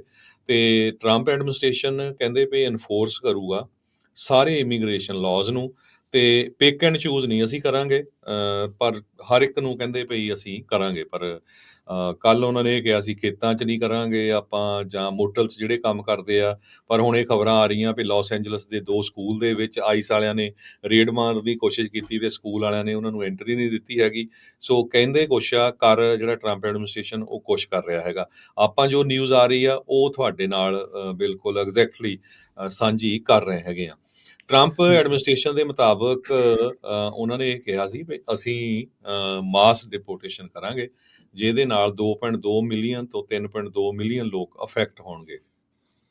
ਇੱਕ ਗਰੁੱਪ ਨੇ ਸੂ ਕੀਤਾ ਸੀ ਨੈਸ਼ਨਲ ਇਮੀਗ੍ਰੇਸ਼ਨ ਲਾ ਸੈਂਟਰ, ਤੇ ਉਹਨਾਂ ਨੇ ਕਿਹਾ ਵੀ ਜੋ ਅੱਜ ਜੱਜ ਦੀ ਰੂਲਿੰਗ ਆਈ ਆ ਇਹ ਬਹੁਤ ਡਿਸਅਪੁਆਇੰਟਿੰਗ ਰੂਲਿੰਗ ਹੈਗੀ ਆ। ਸੋ ਇਹਦੇ ਮੁਤਾਬਕ ਕਹਿੰਦੇ ਵੀ ਟਰੰਪ ਐਡਮਿਨਿਸਟ੍ਰੇਸ਼ਨ ਜੋ ਵੀ ਚਾਹੇ ਉਹ ਆਪਣੀ ਮਰਜ਼ੀ ਦੇ ਨਾਲ ਕਰ ਸਕਦਾ ਹੈਗਾ। ਹੋਮਲੈਂਡ ਸਿਕਿਉਰਿਟੀ ਆਫੀਸ਼ੀਅਲਸ ਨੇ ਫਰਵਰੀ 25 ਨੂੰ ਅਨਾਉਂਸ ਕੀਤਾ ਸੀ ਵੀ ਉਹ ਇੱਕ ਮੈਂਡੇਟ ਕਰਨ ਜਾ ਰਹੇ ਆ, ਮੈਂਡੇਟ ਲਾਉਣ ਜਾ ਰਹੇ ਆ, ਜਿਹਦੇ ਮੁਤਾਬਕ ਯੂਐਸ ਦੇ ਵਿੱਚ ਇਲੀਗਲ ਰਜਿਸਟਰਡ ਜਿਹੜੇ ਇਲੀਗਲ ਲੋਕ ਆ ਉਹਨਾਂ ਨੂੰ ਰਜਿਸਟਰ ਕਰਨਾ ਪਊਗਾ ਫੈਡਰਲ ਗਵਰਨਮੈਂਟ ਦੇ ਨਾਲ। ਹਰ ਕੋਈ ਬੰਦਾ ਜਿਹੜਾ 14 ਸਾਲ ਤੋਂ ਉੱਪਰ ਆ, 14 ਸਾਲ ਤੋਂ ਥੱਲੇ ਤੇ ਨਹੀਂ, ਮੈਂਡੇਟਰੀ ਆ 14 ਸਾਲ and older without legal status. ਤੇ ਇਹਦੇ ਮੁਤਾਬਕ ਤੁਹਾਨੂੰ ਜਦੋਂ ਤੁਸੀਂ ਰਜਿਸਟਰ ਹੋਣਾ ਆ, ਫਿੰਗਰਪ੍ਰਿੰਟਸ ਹੋਊਗੇ, address, parents and guardians of anyone under age 14 must ensure they register. ਜਿਨ੍ਹਾਂ ਦੇ ਬੱਚੇ 14 ਤੋਂ ਥੱਲੇ ਆ ਉਹਨਾਂ ਦੇ ਪੇਰੈਂਟਸ ਨੂੰ ਵੀ ਰਜਿਸਟਰ ਹੋਣਾ ਪਊਗਾ। ਕਹਿੰਦੇ ਵੀ ਇਹ ਆਪਣੇ ਗੁਆਂਢੀ ਮੁਲਕ ਕੈਨੇਡੀਅਨਸ ਦੇ ਉੱਤੇ ਵੀ ਲਾਗੂ ਹੋਊਗਾ। The registration process also applies to Canadians who are in the US for more than 30 days, including so-called snowbirds who spend winter months in places like Florida. So Canada ਆਪਣਾ ਗੁਆਂਢੀ ਮੁਲਕ ਆ, ਉੱਥੇ ਦੇ ਬਹੁਤ ਸਾਰੇ ਲੋਕ ਸਮਰ ਮਹੀਨੇ ਅੱਜ ਕੱਲ੍ਹ ਇਹਨਾਂ ਮਹੀਨਿਆਂ ਦੇ ਵਿੱਚ ਘੁੰਮਣ ਫਿਰਨ ਆ ਜਾਂਦੇ ਆ, 4-4 5-5 ਮਹੀਨੇ 3-3 ਮਹੀਨੇ ਰਹਿੰਦੇ ਆ, ਛੁੱਟੀਆਂ ਕਰਦੇ ਆ। ਉਹਨਾਂ ਦੇ ਲਈ ਜੋ 30 ਦਿਨ ਤੋਂ ਵੱਧ ਰਹਿ ਰਹੇ ਆ, ਜਿਨ੍ਹਾਂ ਨੂੰ 30 ਦਿਨ ਹੋ ਗਏ ਆ, ਉਹਨਾਂ ਨੂੰ ਵੀ ਰਜਿਸਟਰ ਕਰਨਾ ਪਊਗਾ, ਫਿੰਗਰਪ੍ਰਿੰਟ ਕਰਾਉਣੇ ਪਊਗੇ, ਐਡਰੈਸ ਸਾਰਾ ਕੁਛ ਦੱਸਣਾ ਪਊਗਾ। ਸੋ ਇਹ ਜਿਹੜਾ ਏਲੀਅਨ ਰਜਿਸਟ੍ਰੇਸ਼ਨ ਐਕਟ ਆਫ 1940 ਆ, ਉਸ ਨੂੰ ਇਹ ਯੂਜ਼ ਕਰ ਰਹੇ ਹੈਗੇ ਆ। ਇਸੇ ਤਰ੍ਹਾਂ ਜੋ immigration and nationality act of 1952 ਆ, ਉਸ ਨੂੰ ਵੀ ਯੂਜ਼ ਕਰ ਰਹੇ ਆ। ਸਰੋਤਿਆਂ ਨੂੰ ਯਾਦ ਹੋਊਗਾ ਸਤੰਬਰ 11 2001 ਨੂੰ ਜਦੋਂ ਅਟੈਕ ਹੋਇਆ ਸੀ, ਉਸ ਟਾਈਮ ਦੇ ਉੱਤੇ ਵੀ national security entry exit registration system ਜਿਹੜਾ ਕ੍ਰੀਏਟ ਕੀਤਾ ਗਿਆ ਸੀ, ਜੋ ਨਾਨ ਸਿਟੀਜ਼ਨ ਮੇਲ ਜਿਹੜੇ 16 ਸਾਲ ਤੋਂ 올ਡਰ ਸੀ, 25 ਮੁਲਕਾਂ ਤੋਂ ਸੀ, ਜਿਨ੍ਹਾਂ ਦੇ ਵਿੱਚ ਮੈਜੋਰਟੀ ਜੀ ਅਰਬ ਜਾਂ ਮੁਸਲਿਮ ਮੂਲ ਦੇ ਸੀ, ਉਹਨਾਂ ਨੂੰ ਰਜਿਸਟਰ ਕਰਨਾ ਪਿਆ ਸੀ। ਸੋ ਉਸ ਟਾਈਮ ਦੇ ਉੱਤੇ ਜਿਹੜੇ 13,000 ਦੇ ਕਰੀਬ ਲੋਕਾਂ ਨੂੰ ਡਿਪੋਰਟੇਸ਼ਨ ਪ੍ਰੋਸੀਡਿੰਗ ਦੇ ਵਿੱਚ ਰੱਖਿਆ ਗਿਆ ਸੀ। ਸੋ ਇਹ ਬਾਅਦ ਦੇ ਵਿੱਚ ਫਿਰ ਇਹਨੂੰ ਸਸਪੈਂਡ ਕਰ ਦਿੱਤਾ ਗਿਆ ਸੀ ਤੇ 2016 ਦੇ ਵਿੱਚ ਜੋ ਡਿਸੋਲਵ ਕਰ ਦਿੱਤਾ ਗਿਆ ਸੀ। ਜੀ ਟਰੰਪ ਐਡਮਿਨਿਸਟ੍ਰੇਸ਼ਨ ਆਰਗਿਊ ਕਰ ਰਿਹਾ, ਕਹਿੰਦੇ ਵੀ ਇਹ ਤਾਂ ਪਹਿਲਾਂ ਹੀ ਹੈਗਾ ਸੀ, ਰਜਿਸਟ੍ਰੇਸ਼ਨ ਰਿਕੁਆਇਰਮੈਂਟ ਆਲਵੇਜ਼ ਐਗਜ਼ਿਸਟਡ, ਤੇ ਕਹਿੰਦੇ ਵੀ ਹੁਣ ਸਾਡੇ ਜਿਹੜੇ ਅਫੀਸ਼ੀਅਲਸ ਆ ਇਸ ਨੂੰ ਐਨਫੋਰਸ ਕਰ ਰਹੇ ਆ। ਬਹੁਤ ਸਾਰੇ ਲੋਕ ਜਿਨ੍ਹਾਂ ਕੋਲ ਕੋਈ ਵੱਖ-ਵੱਖ ਦਸਤਾਵੇਜ਼ ਆਲਰੇਡੀ ਹੈਗੇ ਨੇ ਉਹਨਾਂ ਨੂੰ ਰਜਿਸਟਰਡ ਮੰਨਿਆ ਜਾਂਦਾ ਹੈਗਾ ਆ। ਸੋ ਇਹ ਇਹਨਾਂ ਨੇ ਕਲੀਅਰਲੀ ਕਿਹਾ ਆ ਵੀ ਜਿਹੜੇ ਇਲੀਗਲ ਹੈਗੇ ਨੇ ਇੱਥੇ ਯੂਐਸ ਦੇ ਵਿੱਚ, ਉਹਨਾਂ ਸਾਰਿਆਂ ਨੂੰ ਯੂਐਸ ਦੀ ਜਿਹੜੀ ਫੈਡਰਲ ਸਰਕਾਰ ਆ ਉਸ ਦੇ ਨਾਲ ਰਜਿਸਟਰ ਕਰਨਾ ਪਊਗਾ ਤੇ ਡਾਕੂਮੈਂਟੇਸ਼ਨ ਕੈਰੀ ਕਰਨੀ ਪਊਗੀ। ਈਵਨ ਜੇ ਤੁਸੀਂ ਇਸ ਤੋਂ ਬਚੇ ਆ ਤਾਂ ਵੀ ਤੁਸੀਂ ਡਾਕੂਮੈਂਟੇਸ਼ਨ ਜ਼ਰੂਰ ਕੈਰੀ ਕਰਨੀ ਆ, ਕਿਉਂਕਿ ਇਹ ਇਹਨਾਂ ਦੇ ਦੰਦ ਇਸ ਦੇ ਨਾਲ ਆਲਰੇਡੀ ਹੋਰ ਤਿੱਖੇ ਹੋਏ ਨੇ। ਆਪਾਂ ਜਾਣਦੇ ਹੀ ਆ ਕਿਸ ਆਧਾਰ ਦੇ ਨਾਲ, ਕਿਸ ਤਰੀਕੇ ਦੇ ਨਾਲ ਜਿਹੜਾ ਟਰੰਪ ਪ੍ਰਸ਼ਾਸਨ ਆ ਉਹ ਚੱਲ ਰਿਹਾ ਆ ਤੇ ਕਿੱਦਾਂ ਉਹ ਤੇਜ਼ੀ ਦੇ ਨਾਲ ਲੋਕਾਂ ਨੂੰ ਫੜੋ ਫੜਾਈ ਵਾਲੇ ਪਾਸੇ ਨੂੰ ਜਿਹੜਾ ਉਹ ਜਾਂਦਾ ਆ ਤੇ ਜਾ ਰਿਹਾ ਆ। ਸੋ ਮੇਕ ਸ਼ੋਰ ਕਰੋ ਵੀ ਡਾਕੂਮੈਂਟੇਸ਼ਨ ਹਮੇਸ਼ਾ ਤੁਹਾਡੇ ਨਾਲ ਹੋਵੇ।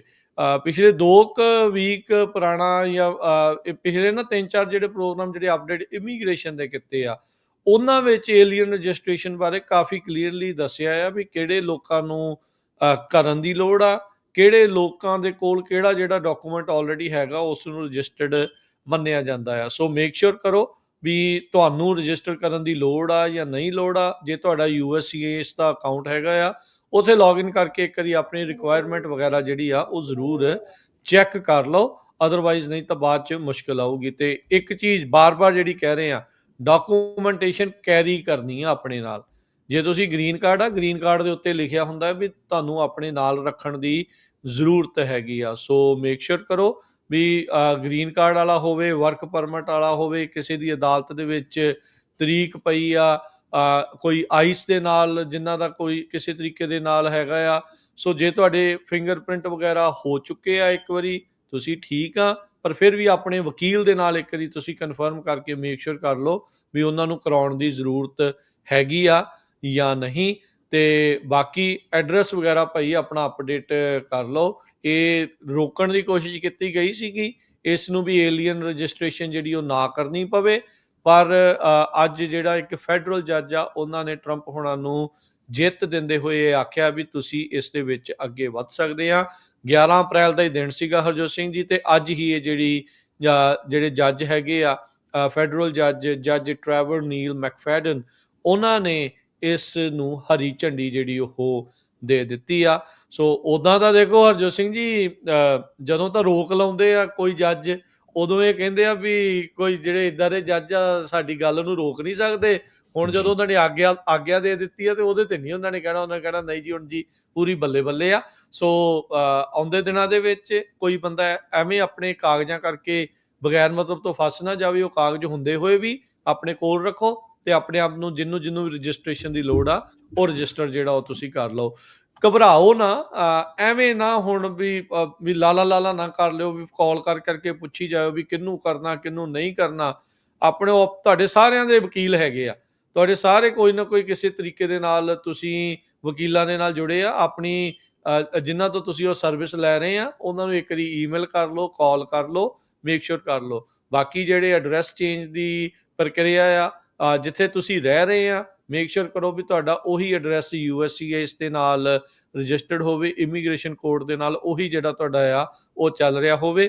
ਆਉਂਦੇ ਦਿਨਾਂ ਦੇ ਵਿੱਚ ਆਪਾਂ ਨੂੰ ਪਤਾ ਨਹੀਂ ਤਾਂ ਇਹਨਾਂ ਨੇ ਹੋਰ ਜ਼ਿਆਦਾ ਕਸੂਤਾ ਲੋਕਾਂ ਨੂੰ ਫਸਾਉਣ ਦੀ ਜਿਹੜੀ ਇਹਨਾਂ ਚੀਜ਼ਾਂ ਕਰਕੇ ਜਿਹੜੀ ਉਹ ਕੋਸ਼ਿਸ਼ ਕਰਨੀ ਹੈਗੀ ਆ। ਜੀ ਜੀ ਬਿਲਕੁਲ, ਇਹਦੇ ਸੰਬੰਧ ਦੇ ਵਿੱਚ ਕੱਲ ਨੂੰ ਜਿਹੜਾ ਇਮੀਗ੍ਰੇਸ਼ਨ ਦਾ ਸ਼ੋਅ ਹੁੰਦਾ ਹੈਗਾ ਜੇ ਤਰੀਕਿਆਂ ਦਾ, ਕਿਹਨੂੰ ਰਜਿਸਟਰ ਕਰਨਾ ਕਿੱਦਾਂ ਕਰਨਾ, ਉਹ ਆਪਾਂ ਉਹਨਾਂ ਦੇ ਨਾਲ ਗੱਲਬਾਤ ਕਰਾਂਗੇ। ਪਿਛਲੇ ਸਮਿਆਂ 'ਚ ਵੀ ਉਹ ਦੱਸਦੇ ਰਹੇ ਆ। ਆਲਰੇਡੀ ਦੱਸਿਆ ਹੋਇਆ ਵੀ ਜੀ ਆ। ਜੀ ਸੋ ਜਿਸ ਤਰ੍ਹਾਂ ਆਪਾਂ ਤੁਹਾਨੂੰ ਦੱਸ ਰਹੇ ਸੀ ਪਈ, ਹੁਣ ਇਮੀਗ੍ਰੇਸ਼ਨ ਵਾਲੇ ਸਕੂਲਾਂ ਦੇ ਵਿੱਚ ਵੀ ਜਿਹੜੇ ਛਾਪੇ ਮਾਰ ਰਹੇ ਆ। ਲਾਸ ਐਂਜਲਸ ਤੋਂ ਖਬਰ ਆਈ ਸੀ, Los Angeles unified school district ਦੇ 2 ਸਕੂਲਾਂ ਦੇ ਵਿੱਚ ਉਹਨਾਂ ਨੇ ਕੋਸ਼ਿਸ਼ ਕੀਤੀ ਹੈ। ਹੁਣ ਇਹ ਵੀ ਖਬਰ ਆ ਰਹੀ ਹੈ ਪਈ ਆਈਸ ਵਾਲਿਆਂ ਦੀਆਂ ਵਹੀਕਲਸ ਵੈਸਟ ਸਿਆਟਲ ਸਕੂਲ ਜੋ ਉੱਥੇ ਦੇਖੀਆਂ ਗਈਆਂ। ਸਿਆਟਲ ਪੁਲਿਸ ਨੇ ਦੱਸਿਆ ਤੇ ਉੱਥੇ ਦੇ ਜਿਹੜੇ ਫਿਰ ਐਡਮਿਨਿਸਟ੍ਰੇਟਰ ਸੀ ਉਹਨਾਂ ਨੇ ਸਾਰੇ ਬੱਚਿਆਂ ਨੂੰ ਕਿਹਾ ਵੀ ਬਿਲਡਿੰਗ ਦੇ ਅੰਦਰ ਹੀ ਰਹੋ, ਬਾਹਰ ਨਾ ਜਾਓ। ਕਹਿੰਦੇ ਵੀ ਕਿਸੇ ਟਾਈਮ ਵੀ ਜਦੋਂ ਸਕੂਲ ਸ਼ੁਰੂ ਹੁੰਦਾ ਜਾਂ ਸਕੂਲ ਖਤਮ ਹੁੰਦਾ ਉਸ ਟਾਈਮ ਦੇ ਉੱਥੇ ਆਈਸ ਵਾਲੇ ਆ ਸਕਦੇ ਹੈਗੇ ਆ। ਸੋ ਸਕੂਲਸ ਦੇ ਵਿੱਚ ਵੀ ਜਿਹੜੇ ਆ ਕੋਸ਼ਿਸ਼ਾਂ ਹੋ ਰਹੀਆਂ ਆਈਸ ਵੱਲੋਂ ਅਰੈਸਟ ਕਰਨ ਦੀਆਂ। ਸੋ ਲਾਸ ਐਂਜਲਸ ਤੋਂ ਬਾਅਦ ਸਿਆਟਲ ਤੋਂ ਵੀ ਇਹ ਖਬਰ ਆ ਰਹੀ ਆ ਵੀ ਕਹਿੰਦੇ ਵੀ ਇੱਕ 8th ਗ੍ਰੇਡਰ ਜਿਹੜਾ ਸਟੂਡੈਂਟ ਆ, ਉਸ ਨੂੰ ਜਿਹੜੀ ਸ਼ੱਕ ਪਈ ਵੀ ਹਾਂ ਆਈਸ ਵਾਲੇ ਬਾਹਰ ਹੈਗੇ ਆ ਤੇ ਉਹ ਅੰਦਰ ਆ ਗਿਆ। ਤੇ ਐਡਮਿਨਿਸਟ੍ਰੇਟਰ ਜਿਹੜੇ ਸੀ ਉਹਨਾਂ ਨੇ ਕਿਹਾ ਵੀ ਅਸੀਂ ਕਿਸੇ ਵੀ ਆਈਸ ਵਾਲੇ ਨੂੰ ਸਕੂਲ ਦੇ ਵਿੱਚ ਐਂਟਰ ਨਹੀਂ ਕਰਨ ਦੇਵਾਂਗੇ। ਇਹ ਜੋ ਸਿਆਟਲ ਦੀ ਪੁਲਿਸ ਵੀ ਦੱਸ ਰਹੀ ਹੈਗੀ ਆ, ਸਿਆਟਲ ਦੇ ਜਿਹੜੇ ਸਕੂਲ ਦੇ ਐਡਮਿਨਿਸਟ੍ਰੇਟਰਸ ਆ ਉਹ ਵੀ ਦੱਸ ਰਹੇ ਹੈਗੇ। ਤੇ ਆਪਾਂ ਜੀ ਇੱਕ ਬ੍ਰੇਕ ਤੋਂ ਬਾਅਦ SB 509 ਬਿੱਲ ਨੂੰ ਲੈ ਕੇ ਇਹ ਗੱਲਬਾਤ ਕਰਾਂਗੇ। ਕਿਸ ਤਰ੍ਹਾਂ ਹਿੰਦੂ ਅਮਰੀਕਨ ਫਾਊਂਡੇਸ਼ਨ ਦੇ ਜਿਹੜੇ ਮੇਨ ਬੰਦੇ ਆ ਉਹ ਸਿੱਖਾਂ ਨੂੰ ਖਾਲਿਸਤਾਨੀ ਟੈਰਰਿਸਟ ਕਹਿ ਰਹੇ ਆ, ਗੁਰਦੁਆਰਿਆਂ ਨੂੰ ਬਦਨਾਮ ਕਰ ਰਹੇ ਆ, ਪਰ ਗੁਰੂ ਘਰ ਕਮੇਟੀਆਂ ਜਾਂ ਆਪਣੇ ਗੁਰੂ ਘਰ ਉਹ ਕੀ ਕਰ ਰਹੇ ਆ? ਉਹ ਸਿਰਫ ਉਹੀ ਤਾਂ ਨਹੀਂ ਪਈ ਹਾਂ ਆਪਾਂ ਇੱਕ ਦੂਜੇ ਦੀ ਦੌੜ 'ਚ ਅੱਗੇ ਲੱਗੇ ਹੋਏ ਆ, ਸਾਡੇ ਨਗਰ ਕੀਰਤਨ ਹੋਵੇ, ਸਾਡੇ ਆਹ ਪ੍ਰੋਗਰਾਮ ਹੋਵੇ। ਬਿਲਕੁਲ ਉਹ ਪ੍ਰੋਗਰਾਮ ਵੀ ਹੋਣੇ ਚਾਹੀਦੇ ਆ, ਪਰ ਜਿੱਥੇ ਸਾਡੀਆਂ ਆਉਣ ਵਾਲੀਆਂ ਜਨਰੇਸ਼ਨਸ ਦੇ ਉੱਤੇ ਅਸਰ ਪੈਣਾ ਆ ਉਹਨਾਂ ਦੇ ਉੱਤੇ ਜਿਹੜੀਆਂ ਸਾਡੇ ਗੁਰੂ ਘਰਾਂ ਦੀਆਂ ਕਮੇਟੀਆਂ, ਗੁਰੂ ਘਰਾਂ ਦੇ ਜਿਹੜੇ ਮੈਂਬਰਸ ਆ ਜਾਂ ਆਮ ਸਿੱਖ ਸੰਗਤ ਆ, ਉਹ ਅਵੇਅਰ ਵੀ ਆ ਕਿ ਨਹੀਂ, ਆਪਾਂ ਉਹਦੇ ਬਾਰੇ ਬਿਲਕੁਲ ਤੁਹਾਨੂੰ ਡਿਟੇਲ ਜਾਣਕਾਰੀ ਦੇਵਾਂਗੇ। ਜੀ ਉਸ ਤੋਂ ਪਹਿਲਾਂ ਇੱਕ ਜਿਹੜੀ ਹਰਜੋਤ ਸਿੰਘ ਜੀ ਇਮੀਗ੍ਰੇਸ਼ਨ ਦੇ ਨਾਲ ਹੀ ਸੰਬੰਧਿਤ ਸਟੂਡੈਂਟ ਵੀਜ਼ੇ ਦੇ ਨਾਲ ਸੰਬੰਧਿਤ ਜਿਹੜੀ ਖਬਰ ਆ ਉਹ ਸ਼ੇਅਰ ਕਰਦੇ ਜਾਈਏ। ਕੈਲੀਫੋਰਨੀਆ ਦਾ ਜਿਹੜਾ ਸੂਬਾ ਆ ਇਮੀਗ੍ਰੇਸ਼ਨ ਨੂੰ ਲੈ ਕੇ ਇੱਕ ਸੈਂਚੁਰੀ ਸਟੇਟ ਮੰਨਿਆ ਜਾਂਦਾ ਆ। ਪਰ ਹੁਣ ਇੱਕ ਅਜਿਹੇ ਕਾਨੂੰਨ, ਇੱਕ ਅਜਿਹੀ ਧਾਰਾ ਦੀ ਵਰਤੋਂ ਕਰਦੇ ਹੋਏ ਟਰੰਪ ਪ੍ਰਸ਼ਾਸਨ ਦੇ ਅਧੀਨ ਜਿਹੜੇ ਸੈਕਟਰੀ ਆਫ ਸਟੇਟ ਮਾਰਕੋ ਰੂਬੀਓ ਆ, ਬਹੁਤ ਸਾਰੇ ਸਟੂਡੈਂਟਸ ਦਾ ਉਹਨਾਂ ਨੇ ਵੀਜ਼ਾ ਰੱਦ ਕਰ ਦਿੱਤਾ ਹੈ। 300 ਤੋਂ ਵੱਧ ਆਪਾਂ ਆਲਰੇਡੀ ਇਹ ਉਹਨਾਂ ਨੇ ਦੱਸਿਆ ਵੀ ਉਹਨਾਂ ਨੇ ਵੀਜ਼ੇ ਕੈਂਸਲ ਕੀਤੇ ਆ। ਕੈਲੀਫੋਰਨੀਆ ਦੇ ਸਟੂਡੈਂਟ ਵੀ ਕਹਿੰਦੇ ਵੀ ਇਸ ਦੀ ਹੁਣ ਘੜਿੱਕੀ ਦੇ ਵਿੱਚ ਫਸੇ ਆ। ਕਹਿੰਦੇ ਵੀ ਇਹ ਬਲਾਈਂਡ ਸਾਈਡਡ ਹੋ ਗਏ, ਉਹਨਾਂ ਨੂੰ ਪਤਾ ਹੀ ਨਹੀਂ ਸੀਗਾ, ਚੇਤਾ ਵੀ ਨਹੀਂ ਸੀਗਾ ਵੀ ਉਹਨਾਂ ਦੇ ਵੀਜ਼ੇ ਜਿਹੜੇ ਉਹ ਕੈਂਸਲ ਹੋ ਸਕਦੇ ਆ। ਪਰ ਇਸੇ ਦੇ ਦਰਮਿਆਨ ਹੁਣ ਕੈਲੀਫੋਰਨੀਆ ਦੇ ਵਿਦਿਆਰਥੀਆਂ ਨੇ ਟਰੰਪ ਪ੍ਰਸ਼ਾਸਨ ਦੇ ਉਲਟ ਲਾਸੂਟ ਵੀ ਜਿਹੜਾ ਉਹ ਦਰਜ ਕਰ ਦਿੱਤਾ ਆ। ਸੈਂਕੜੇ ਹੀ ਜਿਹੜੇ ਵਿਦਿਆਰਥੀ ਆ ਉਹ ਆਪਣੇ ਇਹਨਾਂ ਸਾਥੀ ਵਿਦਿਆਰਥੀਆਂ ਦੀ ਸਪੋਰਟ ਦੇ ਵਿੱਚ ਆ ਕੇ ਉਹਨਾਂ ਨੇ ਰੈਲੀ ਜਿਹੜੀ ਉਹ ਕੀਤੀ ਆ। ਇਹ ਯੂਸੀ ਬਰਕਲੀ ਦੇ ਵਿੱਚ ਇਹ ਚੀਜ਼ ਵਾਪਰੀ ਆ। ਯੂਸੀ ਬਰਕਲੀ ਵੈਸੇ ਵੀ ਐਕਟਿਵਿਜ਼ਮ ਦੇ ਲਈ ਕਾਫੀ ਜ਼ਿਆਦਾ ਜਿਹੜਾ ਉਹ ਮੰਨਿਆ ਜਾਂਦਾ ਹੈ। 2 ਇੰਟਰਨੈਸ਼ਨਲ ਸਟੂਡੈਂਟਸ ਜਿਹੜੇ ਕੈਲੀਫੋਰਨੀਆ ਕਾਲਜਸ ਦੇ ਆ, ਉਹਨਾਂ ਨੇ ਹੁਣ ਫੈਡਰਲ ਗਵਰਨਮੈਂਟ ਤੇ ਉਲਟ ਲਾਸੂਟ ਦਰਜ ਕੀਤਾ ਆ। ਜਦ ਕਹਿੰਦੇ ਵੀ ਦਰਜਨਾਂ ਹੀ ਹੋਰ ਜਿਹੜੇ ਸਟੂਡੈਂਟ ਵੀਜ਼ਾਸ ਆ ਉਹਨਾਂ ਨੂੰ ਰਿਵੋਕ ਕੀਤਾ ਗਿਆ ਆ। ਨਾਲ ਜਿਹੜੀ ਸੈਵਿਸ ਆਈਡੀ ਹੁੰਦੀ ਆ, ਜਿਹੜੀ ਫੈਡਰਲ ਡਾਟਾਬੇਸ ਉਹਨਾਂ ਦੀ ਇੱਕ ਕੜੀ ਹੁੰਦੀ ਆ, ਚਾਬੀ ਹੁੰਦੀ ਆ, ਕੀ ਹੁੰਦੀ ਆ, ਉਸ ਨੂੰ ਉਹਨਾਂ ਨੇ ਟਰਮੀਨੇਟ ਕਰ ਦਿੱਤਾ ਆ। ਦੋਨੋਂ ਹੀ ਜਿਹੜੇ ਪਲੈਂਟਿਫ ਆ ਇਸ ਕੇਸ ਦੇ ਵਿੱਚ ਉਹ ਯੂਐਸ ਦੇ ਉੱਤੇ ਸਟੂਡੈਂਟ ਵੀਜ਼ੇ ਦੇ ਤੌਰ ਦੇ ਉੱਤੇ ਆਏ ਸੀ। 5-5 ਸਾਲ ਹੋ ਗਏ ਸੀ। ਅਦਾਲਤੀ ਦਸਤਾਵੇਜ਼ ਦੱਸਦੇ ਨੇ ਇੱਕ ਔਰੰਜ ਕਾਊਂਟੀ ਦਾ ਸਟੂਡੈਂਟ ਆ ਤੇ ਇੱਕ ਜਿਹੜਾ ਇਨਲੈਂਡ ਐਮਪਾਇਰ ਦਾ ਜਿਹੜਾ ਉਹ ਸਟੂਡੈਂਟ ਆ। ਦੋਨਾਂ ਦਾ ਹੀ ਨਾਮ ਜਿਹੜਾ ਇਸ ਟਾਈਮ ਸਟੂਡੈਂਟ ਡੋ ਕਰਕੇ ਦੱਸਿਆ ਗਿਆ ਹੈ। ਉਹਨਾਂ ਦੀ ਸ਼ਨਾਖਤ ਜਿਹੜੀ ਉਹ ਨਹੀਂ ਕੀਤੀ ਗਈ। ਕੈਲੀਫੋਰਨੀਆ ਦੇ ਵਿੱਚ 96 ਸਟੂਡੈਂਟ ਵੀਜ਼ਾ ਹੋਲਡਰਸ ਆ, ਉਹਨਾਂ ਦੇ ਉੱਤੇ ਇਫੈਕਟ ਪਿਆ ਆ। 6 ਸਟੈਨਫੋਰਡ ਦੇ, 32 ਕੈਲੀਫੋਰਨੀਆ ਸਟੇਟ ਯੂਨੀਵਰਸਿਟੀ ਸਿਸਟਮ ਦੇ ਵਿੱਚ, 58 ਜਿਹੜੇ ਯੂਸੀ ਦੇ ਜਿਹੜੇ ਕੈਂਪਸਸ ਆ ਜਿਨ੍ਹਾਂ 'ਚ UC Davis, UC Berkeley, UCLA, UC San Diego, UC Irvine, UC Riverside ਤੇ ਯੂਸੀ ਸੈਂਟਾ ਕਰੂਜ਼ ਦੇ ਜਿਹੜੇ ਵਿਦਿਆਰਥੀ ਸ਼ਾਮਲ ਨੇ। ਯੂਸੀ ਬਰਕਲੀ ਦੇ ਜਿਹੜੇ ਚਾਂਸਲਰ ਰਿਚਰਡ ਲਿਓਨਸ, ਉਹਨਾਂ ਨੇ ਸਟੇਟਮੈਂਟ ਦੇ ਵਿੱਚ ਕਿਹਾ ਵੀ ਇਹ ਜਿਹੜੇ ਐਕਸ਼ਨਸ ਲਏ ਜਾ ਰਹੇ ਆ ਇਹ ਇੱਕ ਚੈਲੰਜਿੰਗ ਇਨਵਾਇਰਨਮੈਂਟ ਦੇ ਵਿੱਚ ਅਨਸਰਟਨਟੀ ਪੈਦਾ ਕਰ ਰਹੇ ਆ ਸਾਡੀ ਕੈਂਪਸ ਦੀ ਕਮਿਊਨਿਟੀ ਦੇ ਵਿੱਚ। ਕਹਿੰਦੇ ਵੀ ਤੁਹਾਡੀ ਜਿਹੜੀ ਯੂਨੀਵਰਸਿਟੀ ਆ ਸਪੋਰਟ ਕਰਦੀ ਆ ਵਿਦਆਊਟ ਐਨੀ ਰਿਜ਼ਰਵੇਸ਼ਨ, ਤੇ ਤੁਹਾਡਾ ਜਿਹੜਾ ਰਾਈਟ ਆ, ਐਬਿਲਿਟੀ ਆ ਇਮੀਗ੍ਰੈਂਟ ਤੇ ਇੰਟਰਨੈਸ਼ਨਲ ਸਟੂਡੈਂਟਸ ਦੀ, ਉਸ ਨੂੰ ਜਿਹੜਾ ਉਹ ਲੈ ਕੇ ਜਿਹੜਾ ਸਟਾਫ ਤੇ ਫੈਕਲਟੀ ਜਿਹੜੀ ਆ ਉਹ ਕਹਿੰਦੇ ਵੀ ਕੈਂਪਸ ਐਕਸਪੀਰੀਅੰਸ ਦੇ ਵਿੱਚ ਜਿਹੜੀ ਉਹ ਸਾਥ ਜਿਹੜੀ ਉਹ ਦੇਵੇਗੀ। ਬਰਕਲੇ ਦਾ ਇੱਕ ਅਟਰਨੀ ਆ ਖਲੀਦ ਅਲ-ਰੇਬ, ਉਹ ਨੈਸ਼ਨਲ ਇਮੀਗ੍ਰੇਸ਼ਨ ਪ੍ਰੋਜੈਕਟ ਦੇ ਨਾਲ ਕੰਮ ਕਰਦਾ ਆ ਤੇ ਉਹ ਕਹਿੰਦੇ ਵੀ ਇਸ ਟਾਈਮ ਇਹ ਜਿਹੜੇ 2 ਸਦਰਨ ਕੈਲੀਫੋਰਨੀਆ ਦੇ ਇੰਟਰਨੈਸ਼ਨਲ ਸਟੂਡੈਂਟਸ ਆ ਜਿਨ੍ਹਾਂ ਦੇ ਵੀਜ਼ੇ ਰਿਵੋਕ ਕੀਤੇ ਗਏ ਆ ਉਹਨਾਂ ਨੂੰ ਰਿਪਰੈਜ਼ੈਂਟ ਕਰ ਰਿਹਾ ਆ ਫੈਡਰਲ ਸਰਕਾਰ ਦੇ ਉਲਟ। 1.1 ਮਿਲੀਅਨ ਇੰਟਰਨੈਸ਼ਨਲ ਸਟੂਡੈਂਟ ਅਮਰੀਕਾ ਦੇ ਵਿੱਚ ਪਿਛਲੇ ਸਾਲ ਆਏ ਸੀ, ਜਿਨ੍ਹਾਂ ਦੇ ਵਿੱਚੋਂ 1,40,858 ਕੈਲੀਫੋਰਨੀਆ ਦੇ ਵਿੱਚ ਸੀਗੇ। ਇਹ ਜਿਹੜਾ ਫੈਡਰਲ ਡਾਟਾ ਆ ਉਹ ਦੱਸਦਾ ਹੈਗਾ ਆ। ਸੋ ਇਹਨਾਂ ਦੋਨਾਂ ਵਿਦਿਆਰਥੀਆਂ ਦੇ ਉੱਤੇ ਕਹਿੰਦੇ ਵੀ ਮਿਸਡਿਮੀਨਰ ਕਨਵਿਕਸ਼ਨ ਸੀਗੀ। ਇੱਕ ਦੀ ਸੀਗੀ ਰੈਕਲੈਸ ਡਰਾਈਵਿੰਗ, ਇੱਕ ਦੀ ਸੀਗੀ DUI। ਪਹਿਲਾਂ ਤਾਂ ਹਰਜੋਤ ਸਿੰਘ ਜੀ ਉਹਨਾਂ ਸਟੂਡੈਂਟਸ ਦੇ ਦਿਵਾਲੇ ਹੋਇਆ ਜਾ ਰਿਹਾ ਸੀ ਨਾ ਵੀ ਇਹ ਤਾਂ ਕੁਝ ਵੀ ਨਹੀਂ ਰਾਜਕਮਲ ਵੀਰ, ਇੱਕ ਸਪੀਡਿੰਗ ਟਿਕਟ ਵਾਲਾ ਵੀ ਸਟੂਡੈਂਟ ਰਿਪੋਰਟ ਕੀਤਾ। ਹਾਂਜੀ, ਉਹੀ ਰੈਕਲੈਸ ਡਰਾਈਵਿੰਗ ਵਾਲਾ ਜਿਹੜਾ ਆ ਵੀ ਉਹ ਉਸ ਪਾਸੇ ਵੱਲ ਨੂੰ ਵੀ ਪਹਿਲਾਂ ਤਾਂ ਇਹ ਸੀਗਾ ਨਾ ਵੀ ਜਿਹੜੇ ਪੈਲਸਟੀਨ ਦੇ ਹੱਕ ਦੇ ਵਿੱਚ ਪ੍ਰੋਟੈਸਟ ਕਰ ਰਹੇ ਸੀ ਵੀ ਉਹਨਾਂ ਦੇ ਦਿਵਾਲੇ ਆ। ਨਹੀਂ, ਕਹਿੰਦੇ ਵੀ ਹੁਣ ਇਹਨਾਂ ਨੂੰ ਮੌਕਾ ਮਿਲ ਗਿਆ ਆ। ਜਿਹੜੇ ਹੁਣ ਨਿਆਣੇ ਆ, ਯੰਗ ਖੂਨ ਆ, ਗਲਤੀ ਹੋ ਜਾਂਦੀ ਆ, ਪਤਾ ਹੀ ਆ ਕਾਲਜਾਂ ਦੇ ਵਿੱਚ ਕਿੱਦਾਂ ਦਾ ਮਾਹੌਲ ਹੁੰਦਾ ਆ, ਤੇ ਉਹ ਗਲਤੀ ਨੂੰ ਸੁਧਾਰਨ ਦੀ ਥਾਂ ਦੇ ਉੱਤੇ, ਉਹਨਾਂ ਨੂੰ ਮੌਕਾ ਦੇਣ ਦੀ ਥਾਂ ਦੇ ਉੱਤੇ ਕਹਿੰਦੇ ਵੀ ਚਲੋ ਚੱਕੋ ਬੋਰੀਆ ਬਿਸਤਰਾ ਤੇ ਤੁਹਾਨੂੰ ਤੁਹਾਡੇ ਵਾਪਸ ਜਿਹੜਾ ਮੁਲਕ ਦੇ ਵਿੱਚ ਘੱਲਦੇ ਆ, ਤੇ ਇਹਨਾਂ ਦਾ ਵੀਜ਼ਾ ਜਿਹੜਾ ਉਹ ਰੱਦ ਕੀਤਾ ਜਾ ਰਿਹਾ ਆ। ਸੋ ਹੁਣ ਦੇਖੋ ਵੀ ਕੀ ਜਿਹੜਾ ਹੈਗਾ ਆ, ਜਿਹੜਾ ਵਕੀਲ ਹੈ ਇਹਨਾਂ ਦਾ ਉਹ ਕਹਿੰਦਾ ਵੀ ਇਹਨਾਂ ਨਿਆਣਿਆਂ ਦੀ, ਇਹਨਾਂ ਦੋਨੋਂ ਜਿਹੜੇ ਜਿਨ੍ਹਾਂ ਨੇ ਸੂ ਕੀਤਾ ਇਹਨਾਂ ਦਾ ਕੋਈ ਐਕਟਿਵਿਜ਼ਮ ਦੀ ਕੋਈ ਹਿਸਟਰੀ ਨਹੀਂ ਹੈਗੀ, ਤੇ ਦੋਨੋਂ ਹੀ ਕਹਿੰਦੇ ਵੀ ਮੁਸਲਿਮ ਕੰਟਰੀਜ਼ ਤੋਂ ਜਿਹੜੇ ਉਹ ਹੈਗੇ ਨੇ, ਤੇ ਇਹ ਜਿਹੜਾ ਇੱਕ ਬਹੁਤ ਘੱਟ ਵਰਤਿਆ ਜਾਣ ਵਾਲਾ ਇਮੀਗ੍ਰੇਸ਼ਨ ਕਾਨੂੰਨ, ਉਸ ਦੀ ਜਿਹੜੀ ਵਰਤੋਂ ਕਰਦੇ ਹੋਏ ਸੈਕਟਰੀ ਆਫ ਸਟੇਟ ਕਹਿੰਦੇ ਆ ਵੀ ਇਹਨਾਂ ਨੂੰ ਹੁਣ ਬਾਹਰ ਦਾ ਰਸਤਾ ਜਿਹੜਾ ਉਹ ਦਿਖਾ ਰਹੇ ਆ। ਸੋ ਲੈਟਸ ਸੀ ਕੀ ਅੱਗੇ ਜਿਹੜਾ ਇਹ ਬਣਦਾ ਆ। ਪਰ ਇਸ ਟਾਈਮ ਕੈਲੀਫੋਰਨੀਆ ਦੇ ਕੁਝ ਸਟੂਡੈਂਟਸ ਆ ਉਹਨਾਂ ਨੇ ਟਰੰਪ ਪ੍ਰਸ਼ਾਸਨ ਨੂੰ ਲਾਸੂਟ ਕੀਤਾ ਆ ਵੀ ਭਾਈ ਤੁਸੀਂ ਇਸ ਤਰੀਕੇ ਦੇ ਨਾਲ ਸਾਡੇ ਜਿਹੜੇ ਵੀਜ਼ੇ ਆ ਉਹ ਰੱਦ ਨਹੀਂ ਕਰ ਸਕਦੇ ਹੈਗੇ ਜੀ। ਹੁਣ ਆਪਾਂ ਬ੍ਰੇਕ ਲਵਾਂਗੇ ਤੇ ਬ੍ਰੇਕ ਤੋਂ ਬਾਅਦ 'ਚ ਆਪਾਂ ਮੁੜਦੇ ਹਾਂ ਵਾਪਸ, ਤੇ ਜੁੜੇ ਰਹੋ ਇੱਦਾਂ ਹੀ ਪੰਜਾਬੀ ਰੇਡੀਓ USA ਨਾਲ। ਪ੍ਰੋਗਰਾਮ ਅਪਡੇਟ ਅਮਰੀਕਾ ਇੱਦਾਂ ਹੀ ਚੱਲਦਾ ਰਹੇਗਾ।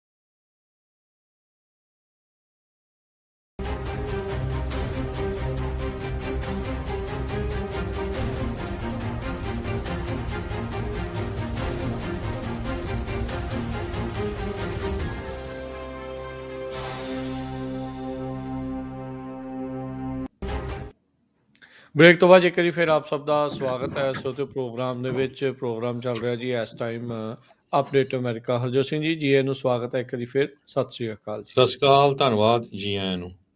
ਅਗਲੀ ਖਬਰ ਜਿਸ ਤਰ੍ਹਾਂ ਆਪਾਂ ਬ੍ਰੇਕ ਤੋਂ ਪਹਿਲਾਂ ਦੱਸਿਆ ਸੀ, ਜਿਹੜਾ SV509 ਬਿੱਲ ਹੈਗਾ ਕੈਲੀਫੋਰਨੀਆ ਦੀ ਸਟੇਟ ਜਿਹੜਾ ਉਹਦੇ ਵਿੱਚ, ਤੇ ਪਹਿਲੀ ਮੀਟਿੰਗ ਦਾ ਤੁਹਾਨੂੰ ਪਤਾ ਹੀ ਸੀ ਜਿਹੜੀ ਹੋਈ ਸੀ ਕਮੇਟੀ ਦੇ ਸਾਹਮਣੇ, ਉਹ 100% ਜਿਹੜੇ ਸਾਰਿਆਂ ਨੇ ਯੂਨੈਨਿਮਸਲੀ ਪਾਸ ਕੀਤਾ ਸੀ। ਉਹ ਤੋਂ ਬਾਅਦ ਦੂਜੀ ਮੀਟਿੰਗ ਦੇ ਵਿੱਚ ਕੋਈ ਆਪਣੇ ਜਿਹੜੇ ਪੰਜਾਬੀ ਭੈਣ ਭਰਾ ਉਹ ਨਹੀਂ ਗਏ ਸੀ, ਪਰ ਹਿੰਦੂ ਅਮਰੀਕਨ ਫਾਊਂਡੇਸ਼ਨ ਦੇ ਬੰਦੇ ਗਏ ਸੀ ਤੇ ਉਹਨਾਂ ਨੇ ਕਾਫੀ ਵਿਰੋਧ ਕੀਤਾ, ਪਰ ਉਹ ਵੀ ਯੂਨੈਨਿਮਸਲੀ ਪਾਸ ਹੋ ਗਿਆ। ਪਰ ਹੁਣ ਹਿੰਦੂ ਅਮਰੀਕਨ ਫਾਊਂਡੇਸ਼ਨ ਨੇ ਕਾਫੀ ਜ਼ਿਆਦਾ ਜਿਹੜਾ ਜ਼ਹਿਰ ਆ ਉਹ ਸਿੱਖਾਂ ਦੇ ਅਗੇਂਸਟ, ਪੰਜਾਬੀਆਂ ਦੇ ਅਗੇਂਸਟ ਉਗਲਣਾ ਸ਼ੁਰੂ ਕੀਤਾ ਹੋਇਆ ਹੈਗਾ। ਉਹਨਾਂ ਨੇ ਪਿਛਲੇ ਦਿਨਾਂ 'ਚ ਇੱਕ ਵੀਡੀਓ ਵੀ ਜਾਰੀ ਕੀਤੀ ਹੈਗੀ ਆ।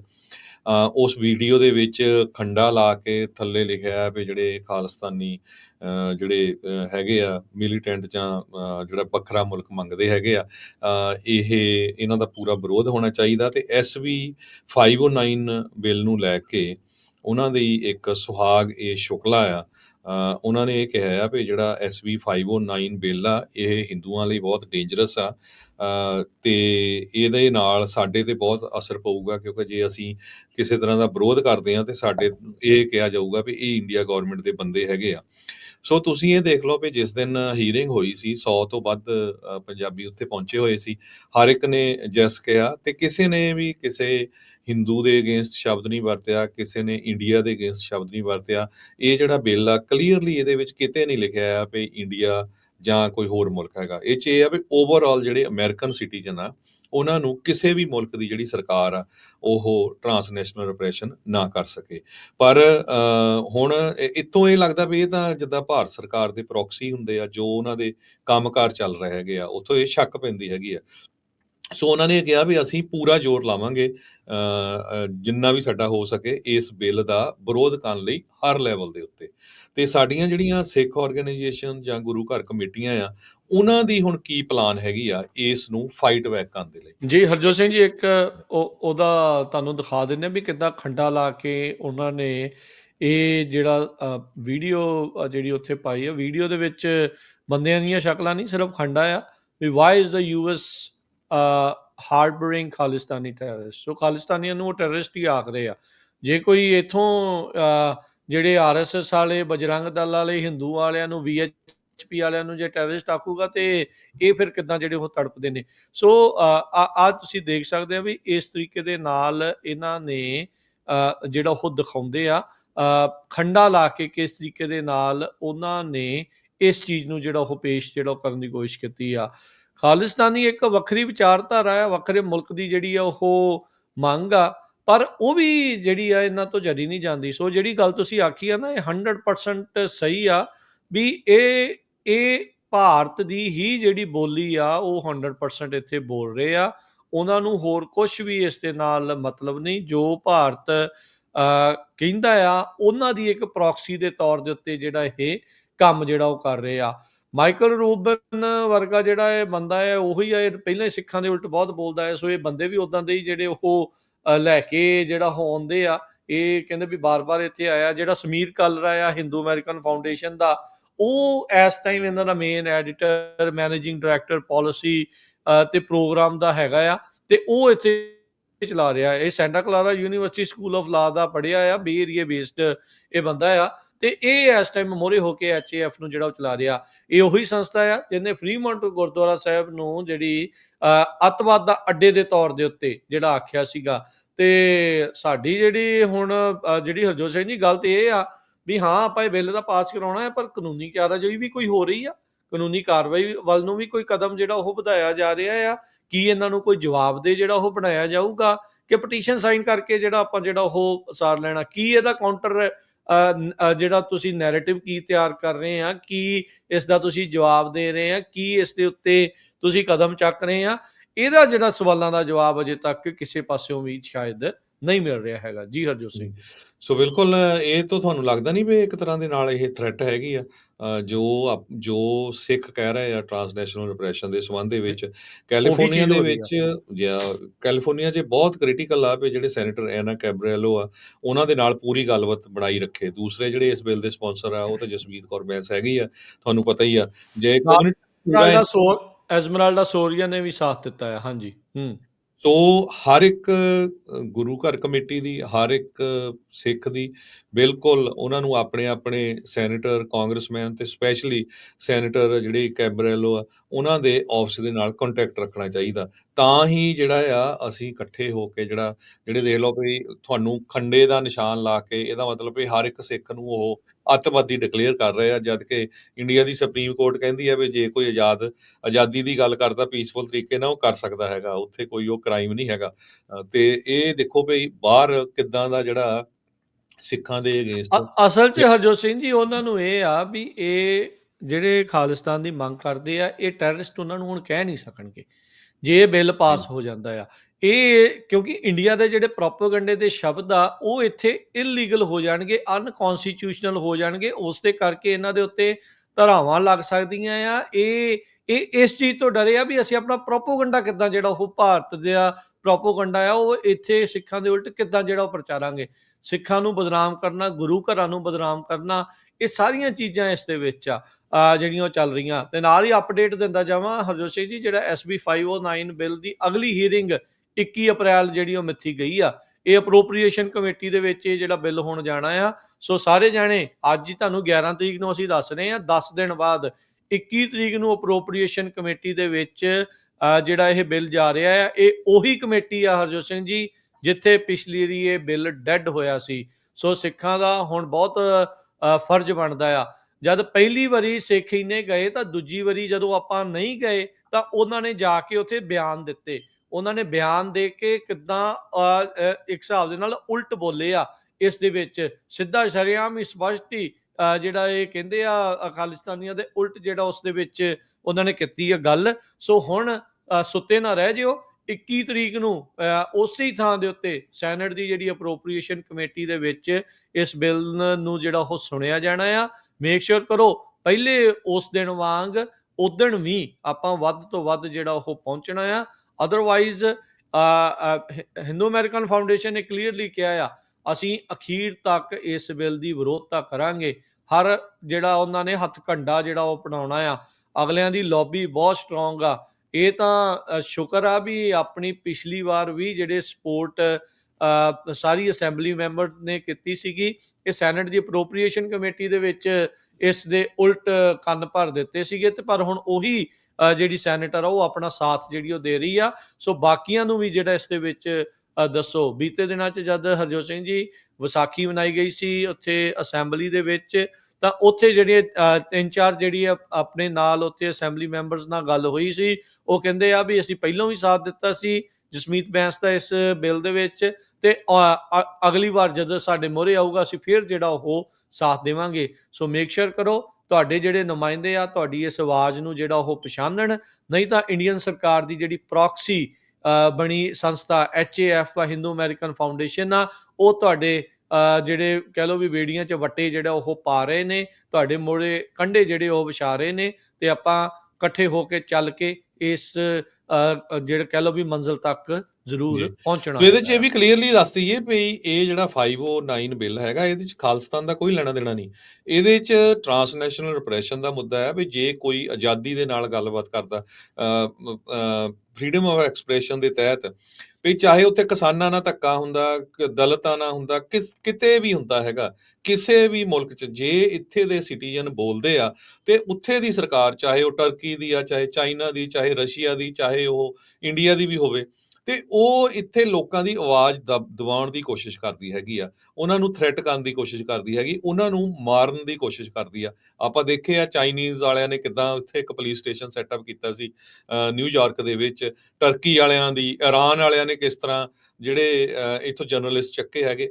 ਸੋ ਇਹ ਉਹ ਬਿੱਲ ਹੈਗਾ, ਇਹਦੇ 'ਚ ਕੋਈ ਖਾਲਿਸਤਾਨ ਦਾ ਇਸ਼ੂ ਨਹੀਂ ਹੈ। ਇਹਦੇ 'ਚ ਇਹ ਆ ਵੀ ਜਿਹਦੇ ਨਾਲ ਵੀ ਧੱਕਾ ਹੁੰਦਾ ਕਿਸੇ ਸਰਕਾਰ, ਜੇ ਕੋਈ ਇੱਥੇ ਕੋਈ ਮੁੱਦਾ ਬੋਲਦਾ ਉਹਦੀ ਆਵਾਜ਼ ਦੱਬਣ ਦੀ ਕੋਸ਼ਿਸ਼ ਕਰਦਾ ਜਾਂ ਉਹਨੂੰ ਡਰਾਉਣ ਧਮਕਾਉਣ ਦੀ, ਸੋ ਉਹਦੇ ਅਗੇਂਸਟ ਇਹ ਬਿੱਲ ਆ। ਸੋ ਹਿੰਦੂ ਅਮਰੀਕਨ ਫਾਊਂਡੇਸ਼ਨ ਮੈਨੂੰ ਤਾਂ ਇਹ ਲੱਗਦਾ ਵੀ ਜੋ ਉਹਨਾਂ ਦੇ ਇਹ ਜੋ ਕੁਝ ਚੱਲ ਰਿਹਾ ਆ, ਉਹ ਬਿਲਕੁਲ ਭਾਰਤ ਦੀ ਸਰਕਾਰ ਉਹਨਾਂ ਤੋਂ ਇਹ ਕਰਵਾ ਰਹੀ ਹੈਗੀ ਆ।